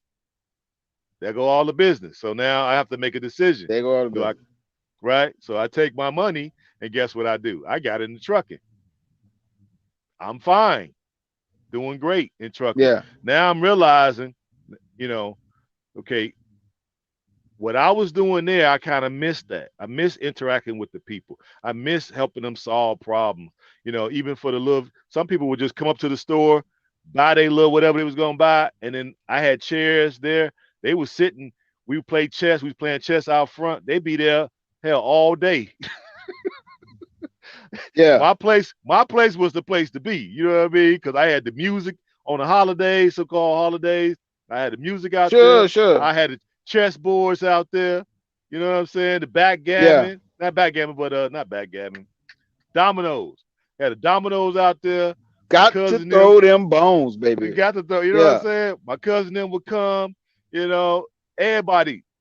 There was somebody would come up there, play chess. Some would be there. But at a point, I have to realize our people is like truly. This is like what Honorable Elijah Muhammad said. Literally, is raising the dead. Hmm. It's literally raising the dead. So now I'm at the Yeah. point where I'm like, you know what? I still miss that. So let me pick up the mantle and then go to Africa. We have a much better chance of accomplishing these things over there because we don't have the 800-pound gorilla in the room. We don't have albinoid devils with all that trickery, sorcery, and deception, right, in the room with us. They're not going to allow Hmm. you to do these things. So we have to go places where we can, because, like I said, we only here for a finite amount of time. That's it. You know, I'm That's it. close to six. I'm close to 60. I may not look like it, but I am. I feel like it Hmm. some days. See it. So I Yeah. want to make. I want to make these last years count. And now I got my son getting ready to get out the Navy. So he's like, "Hey, Dad, I'm 100% behind you. Whatever you're trying to do, because he's seen me work with the people. You know, them 10 years, 12 years I was there in the store. He worked with me every summer there. You see what I Yeah. mean? Work with me every summer. Right. And then I would have him working, teaching them how to sell. Hey, this is how you talk to the customer, right? They're gonna gravitate towards you because you're my son. They see you really trying. They see you here doing your homework, right? And they, man, your dad, man, you lucky. You got it first. First of all, it was you're lucky to have a dad. Then it Yeah. was you lucky he love you. Man, I wish I had him as a dad. So you had grown men coming here telling my 12-year-old son this. Yeah. Okay. So I'm telling my son, hey, look, let's go to Africa. You know, I got the wisdom, you got the youth, right? Let's go over there and build something that we could be proud of. So that's what we own now. Simple as that. Yeah. And anybody who wants to come along, hey, we're gonna do the best we can to help everybody to the best of our ability. And that's pretty much my pledge. And I hope everybody would be willing to do the same thing. And if you don't or don't want to really do that, then hey, you got 54 countries over there. You welcome to just go over there and try to figure it out.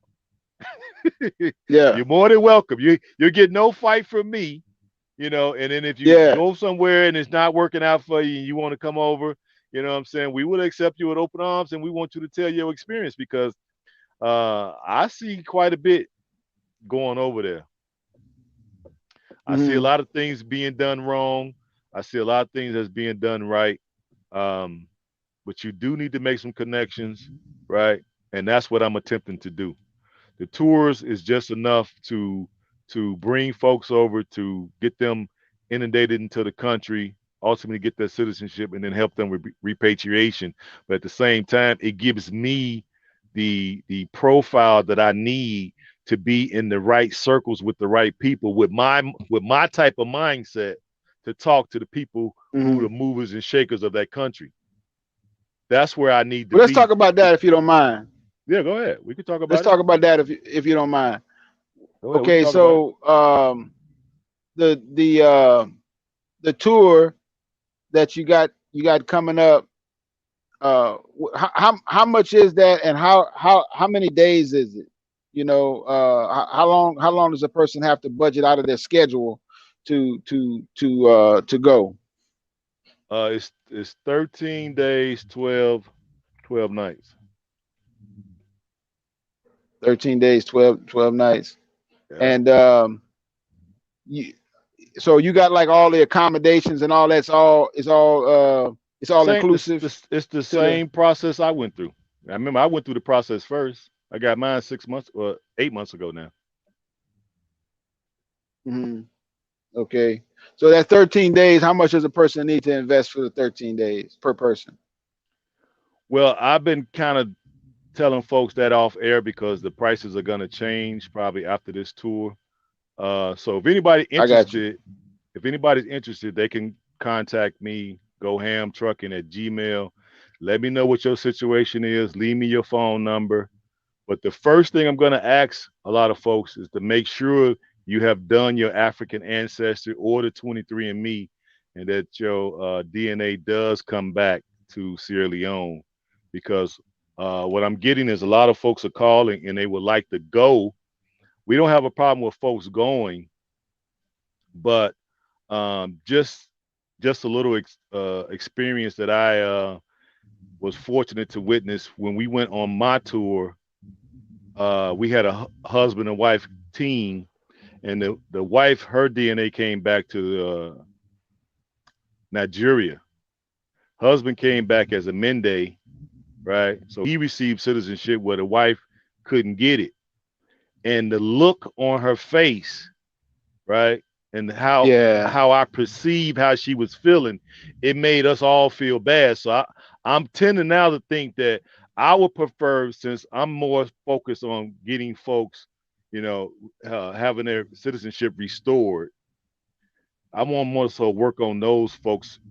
You know what I mean? Now, if folks really want to come, we will accommodate you, but I would prefer kind of to work on the folks who we can get restored their citizenship, because from the look on that lady's face, and I Mm. kind of hung out with them because the brother, they was Yeah. a Muslim couple, and me and brother Kareem hit it off really well. So me and him kind of hung out with them since I was a single guy, and just to see how she felt, I felt that in my spirit. And I feel like anybody that comes with us, and it say like it's 15 or 20 of us, and everybody's getting that citizenship, they're gonna be on such a euphoric high. It's just gonna be on Right. 10, and then you Yeah. have to stay at the hotel. Yeah. Yeah. It's like you went to school with these people And you for can't four graduate. years and you can't graduate. Yeah, I get it. I get it. You know what I mean?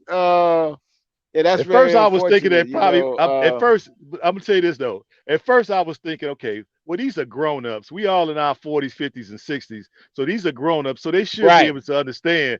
But then when I think back, the lady, she's like 50, so I'm thinking like, nah, I don't know now. Some of these folks, I don't know if they're gonna be able to take, because it's gonna be a different Yeah. type of energy on Yeah. that bus. It's gonna be a different type of Sure. energy when we go to Sure. dinner. It's gonna be a total different type of energy.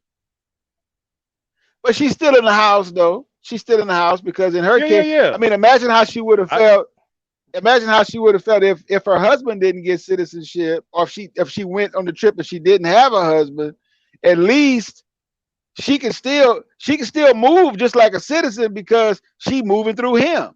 You know what I mean? yeah, But yeah. I Now understand exactly what you're saying. I mean, yeah, she will be fine. But I'm just saying that initial look on her face. That's what I'm talking about. That yeah, initial look. Eventually, it sunk in because we was all there for support, and we was telling her that. Now, I do have a few folks that's going with us that their citizenship. I mean, that their DNA came back to somewhere else, but they're out of Chicago, the same city I'm in. So I'm telling them, yeah, come on, because I got y'all.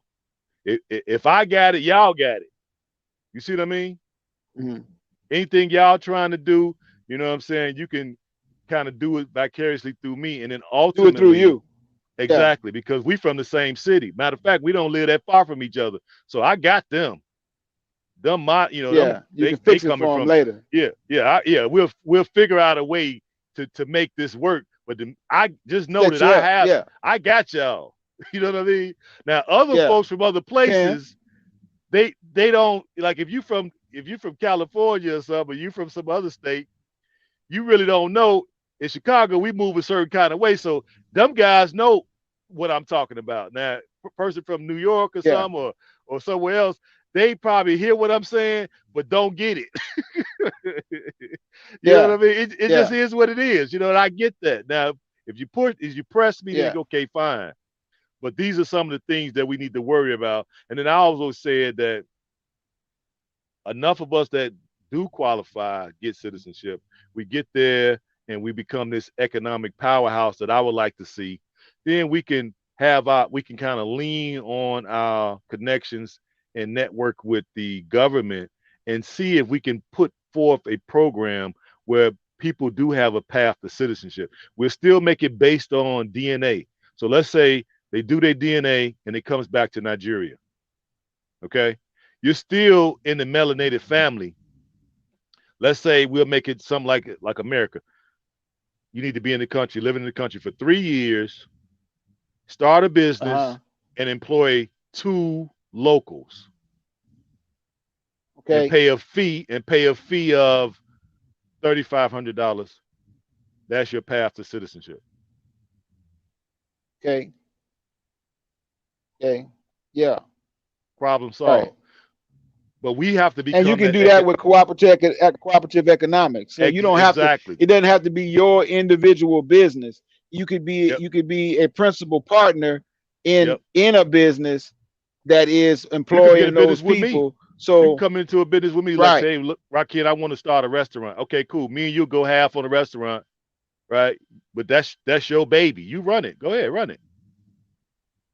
right, I come right, through there, do what I got to do. You put a couple locals there.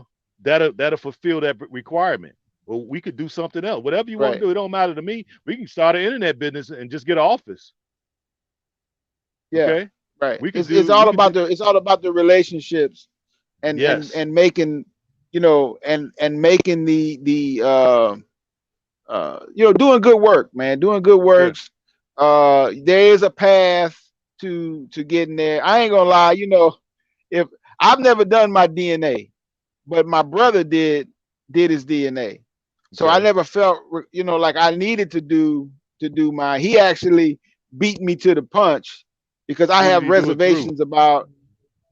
He did it through Ancestry, Okay. ancestry.com or whatever, Okay. and so we have some connection to Sierra Leone. It's on the map, you know what I Okay. mean? But the way I understood it is really what they're looking for is the tribes, right? They're looking for a blood for a DNA identifier to one of the multiple tribes that that are in Sierra Leone, correct? Yes. Yeah. So I don't think that would be an issue, but if it were, I mean, I was going to use an anonymous name to run my DNA because I'm paranoid about the whole who gets your information, what they do with your information after you do the DNA process. But my brother went ahead and did it, and he and I have the same mother and father. So I said, well, it really doesn't make any sense for me to do it now because I can gather what information I need from what he's already done. Except I didn't know about this opportunity then with the Sierra Leone thing, and that Right. seems like the fastest path to Africans, It is. We dual got the fast. citizenship We got the in fat. We Africa. got the fast track. Yeah, it's the fast track. Yeah, and this has been a dream of mine, since I was probably 17 years old, 17, 18 years old.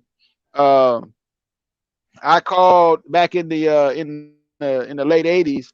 I called the consulate of Nigeria and Ghana to ask them about dual citizenship because I had heard that a Jewish person can become a dual citizen with Israel. And I said, Okay. man, if they can do that, why can't we do that? Right. We So I can. called But up go the ahead. consulate and well, like I say, this was back in the late 80s. I Mhm. called up the consulate and told them what I wanted to do, and they both hung up in my face. They were like, Yeah. "What? I want to Yeah. get a dual citizenship." It You was know, too new to him, even though it existed, but it didn't probably exist in those particular countries you call. But you go to different places in the world, it exists already. It's just probably the in the African world at that time. 'Cause you said in the 80s, now they probably weren't thinking like that. yeah. No, they were shocked that somebody who was an American would even want. I don't remember which Hmm. one it was, but one of them asked me, "Well, why would you want to do that if you're an American citizen? Why would you want to be a citizen of our country or whatever?" I said, "Well, I want dual citizenship," and I went to explain to them, what it was. And anyway, the short of it was that both consulates hung up on me. You know, like we ain't gonna even go no further with that conversation. So to see it now, to see an opportunity like this. If I went and I couldn't get, my citizenship, I ain't gonna lie, it would hurt. You know what I mean? But I'm See, also, see what I'm mature saying? enough. Yeah, yeah, absolutely, absolutely. It would hurt, Now you but can't I'm say, also now you mature can't enough. say, but see, now you can't say I wasn't thinking like that because you just acknowledged, and that's what I was thinking, and you just acknowledged it. So I know I Yeah, was on the right. I had my finger right on the pulse because I think about, man, how would I feel? yeah, yeah, absolutely, absolutely. But as long as I have a route, Hmm. if I have a for sure route Well, even to if it's get not a for there. sure, not if it's even if it's not a for sure route, we still can accommodate you because we need a lot of help in making this country the jewel of West Africa, and we need all hands on deck. It might take us a minute to convince the higher ups in the government to make this a reality, but in the meantime, in between time, what we can do is work with the folks you have. You have us. You have Mhm. access to us, Yeah. right? You're coming there Mhm. with us. You can live in the community with us. They may say, well, the citizens can't own property. Well, I can. I'm a citizen. So you tell me Right. what you need. Tell me what you need. I get it, and I can turn around and lease it to you until we get this citizen stuff figured out to turn around and Worked sell out. it to Yeah. you. It's ways to do this, Yeah. man. It's more than one ways to skin a cat because I'm doing exactly what I'm telling you and telling everybody on this stream in Ghana. I got my 2 properties in Ghana. I'm not a citizen of Ghana. I leased that land. I got a 99-year lease with an automatic renewal. I have no Mhm. problem doing that. Guess what? I'm out of America, Yeah. and I How did much, if you that. don't mind saying, how much space you got over there? I got 2 town lots. Okay. Yep, 2 town lots. And whereabouts is that? That's about uh, almost two hours. Let me see, east. 2 hours east of Accra. Okay. Have you met that brother? He's a trucker too. He's from Bama. I think he has like 10 or 12 acres over there. Uh, Matter of fact, Bomani had him. Bomani did an interview with him, I believe. Have you met that brother? Which brother? His place is over there around the Volta region. I think he's like right on a river over there. Oh, you talking about Dan? Yeah, Yeah, it sounded like you yeah, said you sound like you're talking about Dan. I haven't met him. Every time I was there and I tried to reach out to him, the connection over there was kind of janky. So by the time he got the message, I was already out of that area. So I hadn't. I'm friends with him on Facebook, but I said the next time I'll get over that way, I was going to try to reach out to him again. But he did contact me, but we never did get a chance to meet up. But yeah, I would definitely love to meet Dan and go yeah, to his place because he sounded like he got yeah, the right idea. When you said Alabama, because he a trucker too, so he got a wife. He married a Ghanaian sister, and he got some acreage over there. So yeah, he doing good from what I understand. yeah. A lot of brothers is doing good over there. Kashawn Myers is doing a bunch of good work over there, and he's doing the work on a communal, on a communal level. He's got the community pumping over here on the Atlanta, in the Atlanta area, Habesha. Um, and then they doing the work over there on the continent too. Um, so a lot of brothers is doing some good work, doing some good work over there. But I respect what you're saying. It's not without risk. You know what I mean? Like, there are no guarantees. I respect that. I yield to that. Hmm. Well, that's what we got right now. Because right now, for what I see, people just picking the country and showing up. Yeah, yeah, You ain't got no connections. yeah. You ain't got nobody you can refer to. Nobody really to show you around. People just picking countries, just showing up, bro. I'm just telling you what it is, and to me, that don't make sense. Mhm. And if people think that makes sense, then hey, I'm not in your way. Go right ahead. Go right ahead. Yeah. If you think that makes sense, go right ahead. And hopefully everything will turn out right for you. But what I'm trying to do is a situation where we can all benefit. You know, if folks want to do it, fine. If not, fine. Either way, it don't matter to me. Either way, Yeah. you know what I'm saying? It don't matter to me. I want to be of assistance to help folks because, I'm glad to be doing what I'm doing. I'm glad. This gives me, like you said, it gives you that new lease on life, right? And we finally get a chance to get out of this America, and and some of us, we doing well. A lot, especially the folks that coming on the trip. Most of the people coming on the trip do really well here in America. I do well, Yeah. but I do also understand that I still have that threat. We all still have that threat over our heads. I can get in my personal vehicle right now and go to the store. I might get pulled over and shot. Yeah. Tell me about it. Tell me about it. You just never know. You never know what the vibe is gonna be when From one when you minute to get the pulled next. over, or Right. From you're one in the minute to the next. I store, don't know. or Exactly. I could go in there to you return know. something and get into it with the salesperson, and they could secretly call the police and they'll show up just because I'm 6'1", 250. It could go down. Yeah. We've seen it, right? Have we not It seen could. brother get shot in Sure. Walmart? Yeah. Yeah, we got seen brother got shot in Sure. Walmart. Sure. I Sure. seen another one brother got In shot in the Walmart. parking lot. Yeah. So Brother got I'm shot not, in Walmart yeah, with the in the police product that sector. I they remember sell that. in Walmart. I know. Yeah. So what I'm Yeah. saying, is even though I'm doing well, and a lot of folks are doing well, we all know in the back of our mind that this can happen. That's why we want to get the hell up out of here. I'd rather go over there and team up with some folks that's like minded and try to make this and figure this shit out and make it work. That's what I'm trying to do. Now, folks that want to come over and Yeah. just do it on their own, and y'all want to pass by and holler at the folks that want to sit here and do something together, then hey, that's cool too. We could still hang out. Yeah. We still could kick it. You know what I'm saying? I can still come over your house. Sure. Sure. Sure. However we want to do it. It don't matter to me. Because the way I look at it is at this point, I only need but a few more dollars, and then I could just say, you know what, I'm retired. Shit, really. And that's what Yeah. I was initially. That's That's a what good I was place to trying to be. do. Initially, that's what I was thinking of doing. I'm like, well, you know what? I drive a truck a couple more years. I have enough money where I could just retire. Yeah. Give me my little couple town lots. I don't really need a whole lot. Give me, give me maybe like you said, an acre to grow my food. I could put enough food on an acre. I won't have to worry about food ever again in life.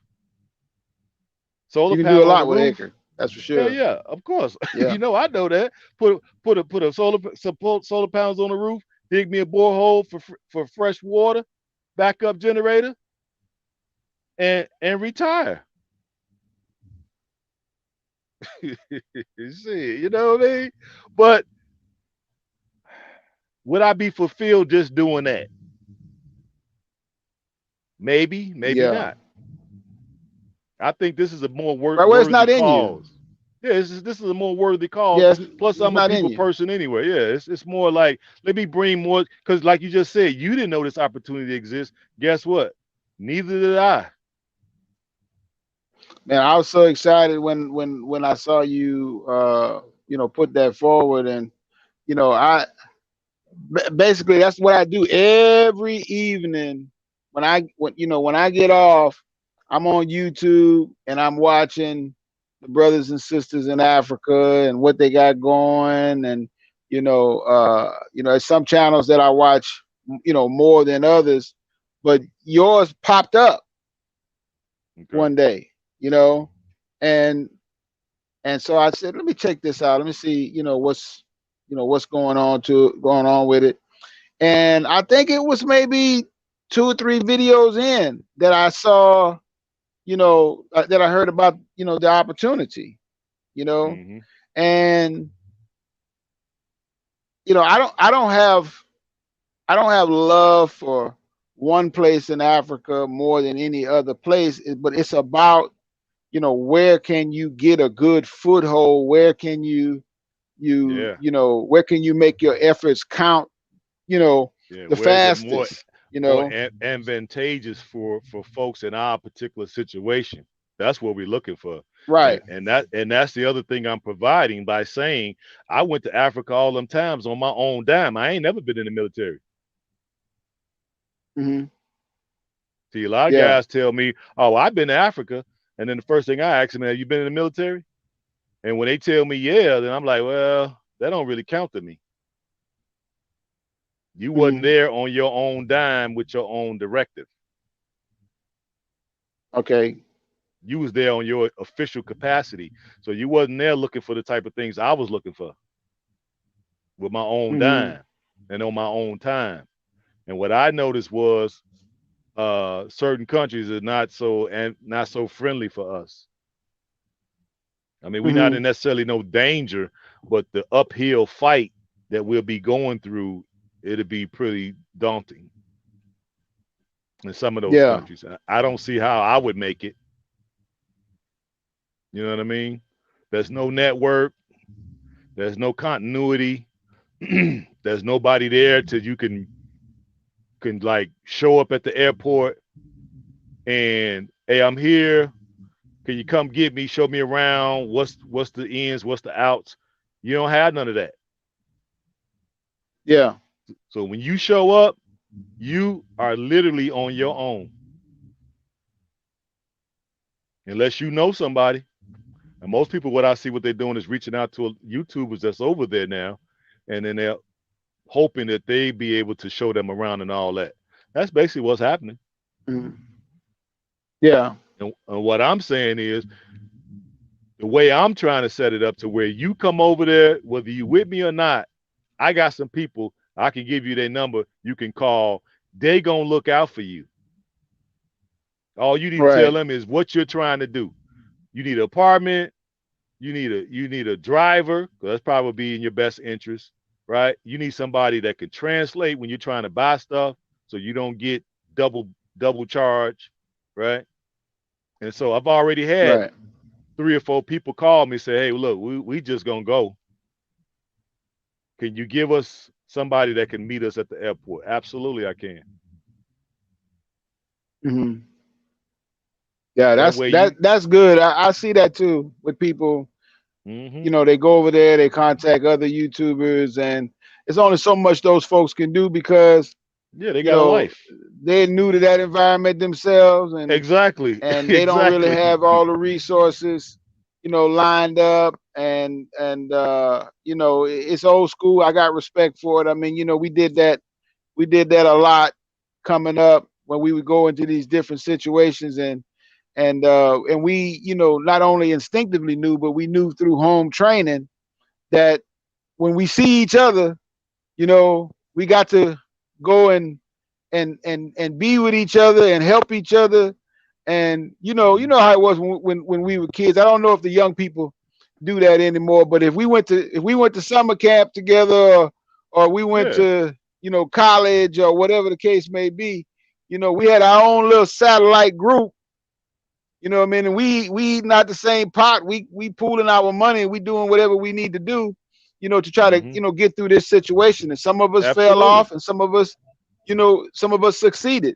But so Yes. that's what they're doing, and I get it, but it's only so much that they can do. But if you have the proper structure, Yeah. for If you me, if you go I'm over there and less set worried something up about like that. house. Hmm. Yeah, I'm less worried about house and more worried about business.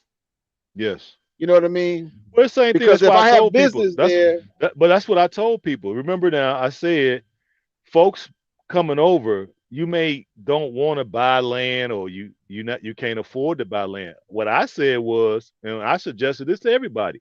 People like, like you're trying to make something. No, what I'm saying is you need protection. One, okay, hmm and then you want to be able to work with your people, but you also, communities are there to protect you as well.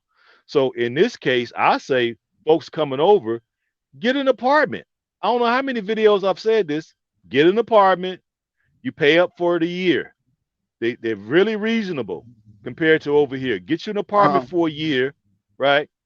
We can find somebody to drive you around. Get one of the interns from the college to drive you around, right? They can talk the language. They know the areas. They grew up there. They interning for tourism at the college. One of them, they got a car, drive you where you need to go, take you to the bank, take you to the lands commission, take you to the office of what is it, corporate affairs, to get your business started. All these things they could be doing, helping you. Go throughout the country. You can start looking at different lands that's available. Talk to some of the chiefs. Learn the lay of the country until you figure out what you want to do. You pay that shit up for the year or pay it up for 2 years and take your time. That's what I've been telling everybody. Then Yeah. we can figure out, okay, let's come together. Let's pool some resources and let's buy a nice lump sum of land. 100 acres, 200 acres, and divvy it up Why you however we talking? want to do it. I don't really care. My thing is we got to get out of America and get over there first. Learn how the country functions. Most people don't even know how it functions. Okay, Mm-hmm. which is the better areas to live in? Where is the fertile farmland?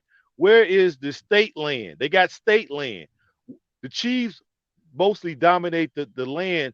Which chiefs own what land? How do we determine who owns what? How do you do your due Yeah. diligence? That's what we gotta do, man. But There's even no after hurry. you, okay, let me ask you this. Even after Okay. you buy it, even after you buy it, do the Chiefs still own it? No. That's why we gotta do it correctly. That's why you gotta Mm, do that's why you gotta do your due diligence correctly. You gotta get them attorneys involved, we gotta get them chiefs involved, right? Because the land is not really doing anything for the chiefs. They got it, but nothing's being done with it. They're not cultivating it. It's still got trees and shrubs and shit tall 8 feet in the air. yeah. Okay, they got the weeds, fucking eight, whatever. I don't know what all that shit is over there. Just all that brush. It's everywhere. So you're not doing right now. The land ain't doing nothing for nobody because nobody's doing nothing with it. In Sierra Leone, do they have forests in the areas where you went? Do they have forests like what we traditionally think of forests here? Absolutely, You they saw do. that? Hell yeah, Yeah. I'd be plenty interested of in it. that for sure. Plenty of it. Plenty of it. It's on the videos. I think some. Well, I didn't really. I don't know if I really, because I thought maybe that might be boring for folks. But this time when we go out to bowl, it's like a 4 hour drive. I'm gonna show you all the forest. 4 hours of forest. Yeah, I'm interested in that. Yeah, me Big too. time. That's why I don't want to live in the city. I'm in Chicago, inner city Chicago. I don't want to be in inner city over there. I probably want to be able to have an office there or something and go come back and forth. But I would be willing to commute.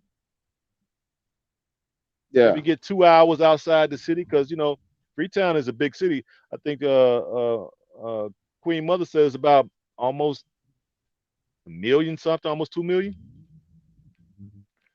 in the Man, I'm gonna city. reach out to you on Gmail, right? You said go ham, Go ham go trucking. ham at Go ham go ham trucking trucking at Gmail.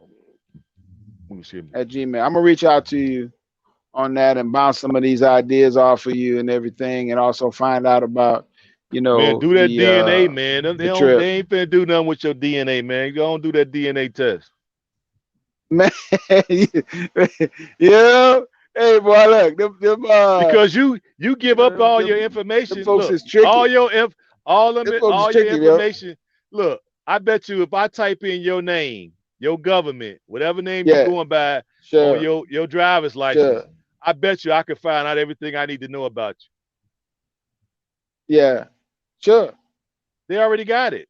So what's the that's how I look at it, like what's the hang up? That's why I tell everybody they already got your information. If you Yeah, traveled anywhere in the last what, especially if you traveled internationally in the last 10 years, they got your eye retina or whatever.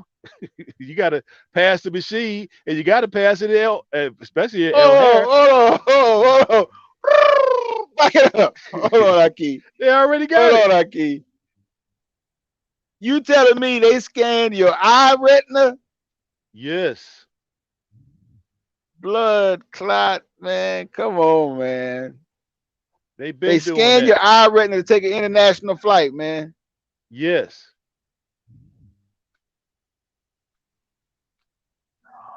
They've been doing that. The, the devil is a liar, man. Golly. They've been doing that. The cost of doing business is your soul, man. I hear Like I you, said, man. I hear you, that's you your know. that's your key to freedom. You give up a little spit and let them scan your eye, you got paradise opening up for you. Mm, mm. Or you could just stay I'm gonna do here. it. Or you could just stay here in the illusion and risk every time Mm. police get behind you, you see them lights and let your heart start coming out your mouth. Pick your poison, baby. uh, Pick your poison, baby. yeah, picture poison.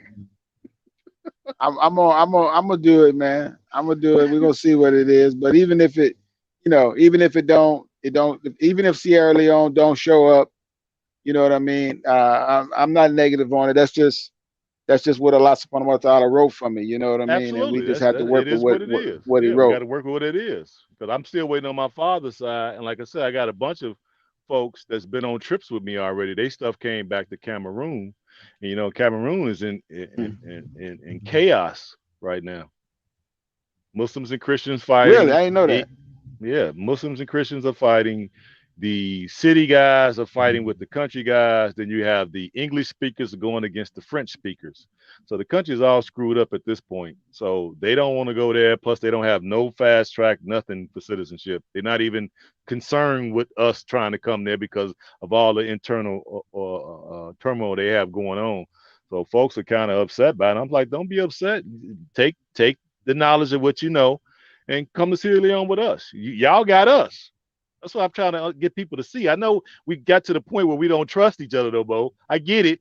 But at this point, we got quite a few folks that do have these tribes in their DNA, and they will be getting citizenship. A lot of these folks are very influential in whatever field they coming from because I'm talking to them, so I know who coming and what their plans are for the country. So we're gonna be doing some big things. So Hmm. it's up to y'all. Y'all can stay here, or you could just pick a country and go and try to figure it out. But I tell you, the people that I'm building, y'all will see. I ain't gonna let it all out the bag right now, Okay. but we gonna show y'all better than we tell y'all. So y'all try to go figure it out if you Yeah, want yeah. to. Good luck. I ain't got nothing against that. I ain't gonna Uh, feel bad. None of that. I'm still, and if you need me later on, I'm here for you. No problem. I hear you. Well, that's good. Well, look, man, it's been real great, man. Uh, Absolutely. I'm gonna go. I'm gonna go. Make my Isha and take care of the rest of my nighttime stuff here and everything. Okay. And again, appreciate your Oh, work and your appreciate you coming patience and in, man, everything. because yeah, you come in and Okay. you bring different perspective, and that's a good thing. So we definitely appreciate that. So come anytime. All right then. Assalamu All alaikum, right, brother. peace. Look at my salon. That go to good brother from Louisiana, baby. So yeah, we had a good exchange, and that's what this is all about. To kind of have a meeting of the minds because we need this. We really need this because we get to thrust out some of these ideas before we actually land over there. Because I know folks got all kind of ideas in their mind, but like I said, we're not used to nation building. So because we're not used to nation building, that's why you're going to get a lot of this back and forth. But we really need that. Okay, so we can thrust out the better ideas. And I laid out a good reason. See, I'm laying out the good reasons on why I'm thinking this way, right? We have these type of neighborhoods here in Chicago, right? And somebody had to put these neighborhoods together. And I bet if I do any research, it was one person, right, that came up with that idea, right? He might have got some investors to give him the money to buy that land, and they had that one developer build those houses because guess what? All those houses are exactly the same.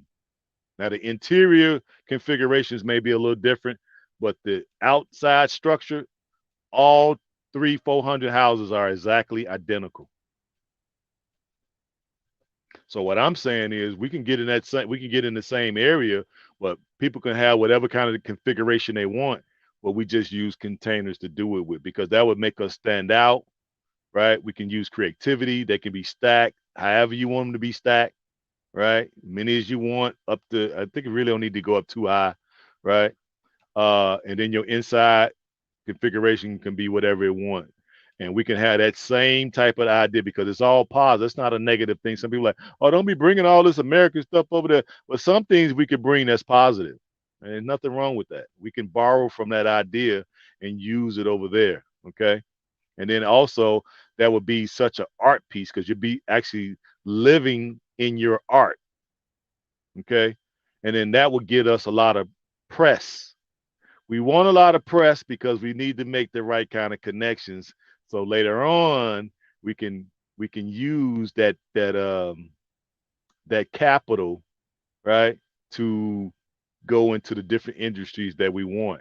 We want to kind of grease the skiers a little bit so those industries will be a lot easier for us to penetrate because we have a lot of press and a lot of buzz surrounding us. But maybe folks just ain't thought that far ahead because the folks who just trying to just get out of America, okay, great. I'm cool. I'm with y'all 100%. I want to get out too, but I want to be able to get over there and actually thrive. And to me, that's what a worry and the concern in everybody's uh, spirit is. It's about how am I going to be able to maintain myself while I'm over there?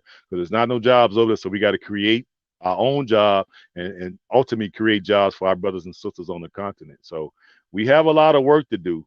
And so we can borrow some of the good things that America does have that actually work, right?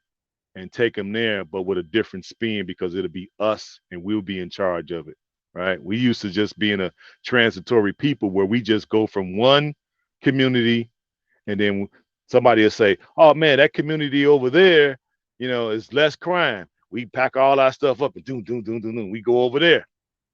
Somebody already put that community together. It wasn't us. That's what we do. We are transitory people. We move and migrate into other people's neighborhoods.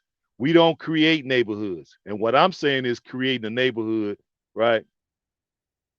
And to do it on that same type of platform.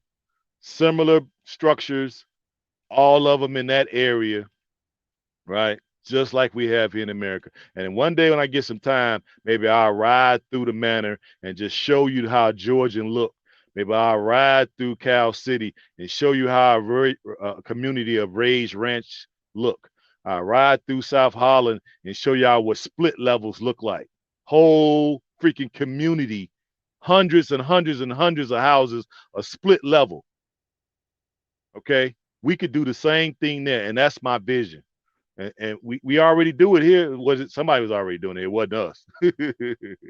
But anyway, anybody that's interested in finding more out about the pilgrimage, y'all always can email me, gohamtrucking@gmail. I see somebody had commented about me talking about the price. It's a lot of products out here and a lot of services where there's no price associated. So I'm not trying to hit all that yin yang about what the price, because the price is probably going to change because we have a lot of things, what they call working parts in order to make a tour work.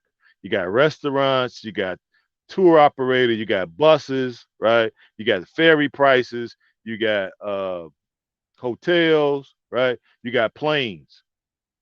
You got a whole bunch of moving parts that have to be in concert together in order to make this work. So it's a lot of folks that we have to deal with, negotiate with, talk to, and prices are subject to change. That's why I'm not going to get caught in that trick bag.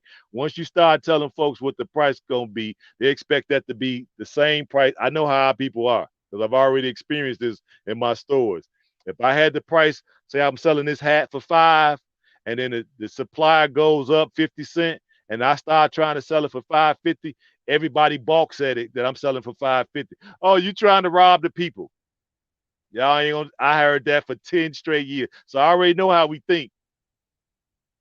I already know how we think. So I gotta make sure that we hedge for when prices change because you're gonna be thinking, oh, they should never change. Only we think like that. I don't know why. I don't know why. Yeah, I do. I do know why. But so that's why I'm doing what I'm doing. I know what I'm doing. All you do is do your DNA ancestry, see where it comes back to, right? Give me a ring once you get the results, or send me an email with your number and I'll call you. But make sure you put your results in there, right? And we can negotiate the rest of this, right? We can get you over there.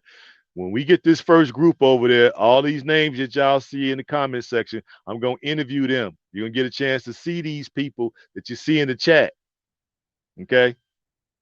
And so you're gonna be able to hear from their perspective and see the experience that they get to, the honor and the privilege that they gonna have, and we'll see what y'all have to say after that. Because maybe y'all think me getting mine was just a fluke or something. Maybe it was just by accident.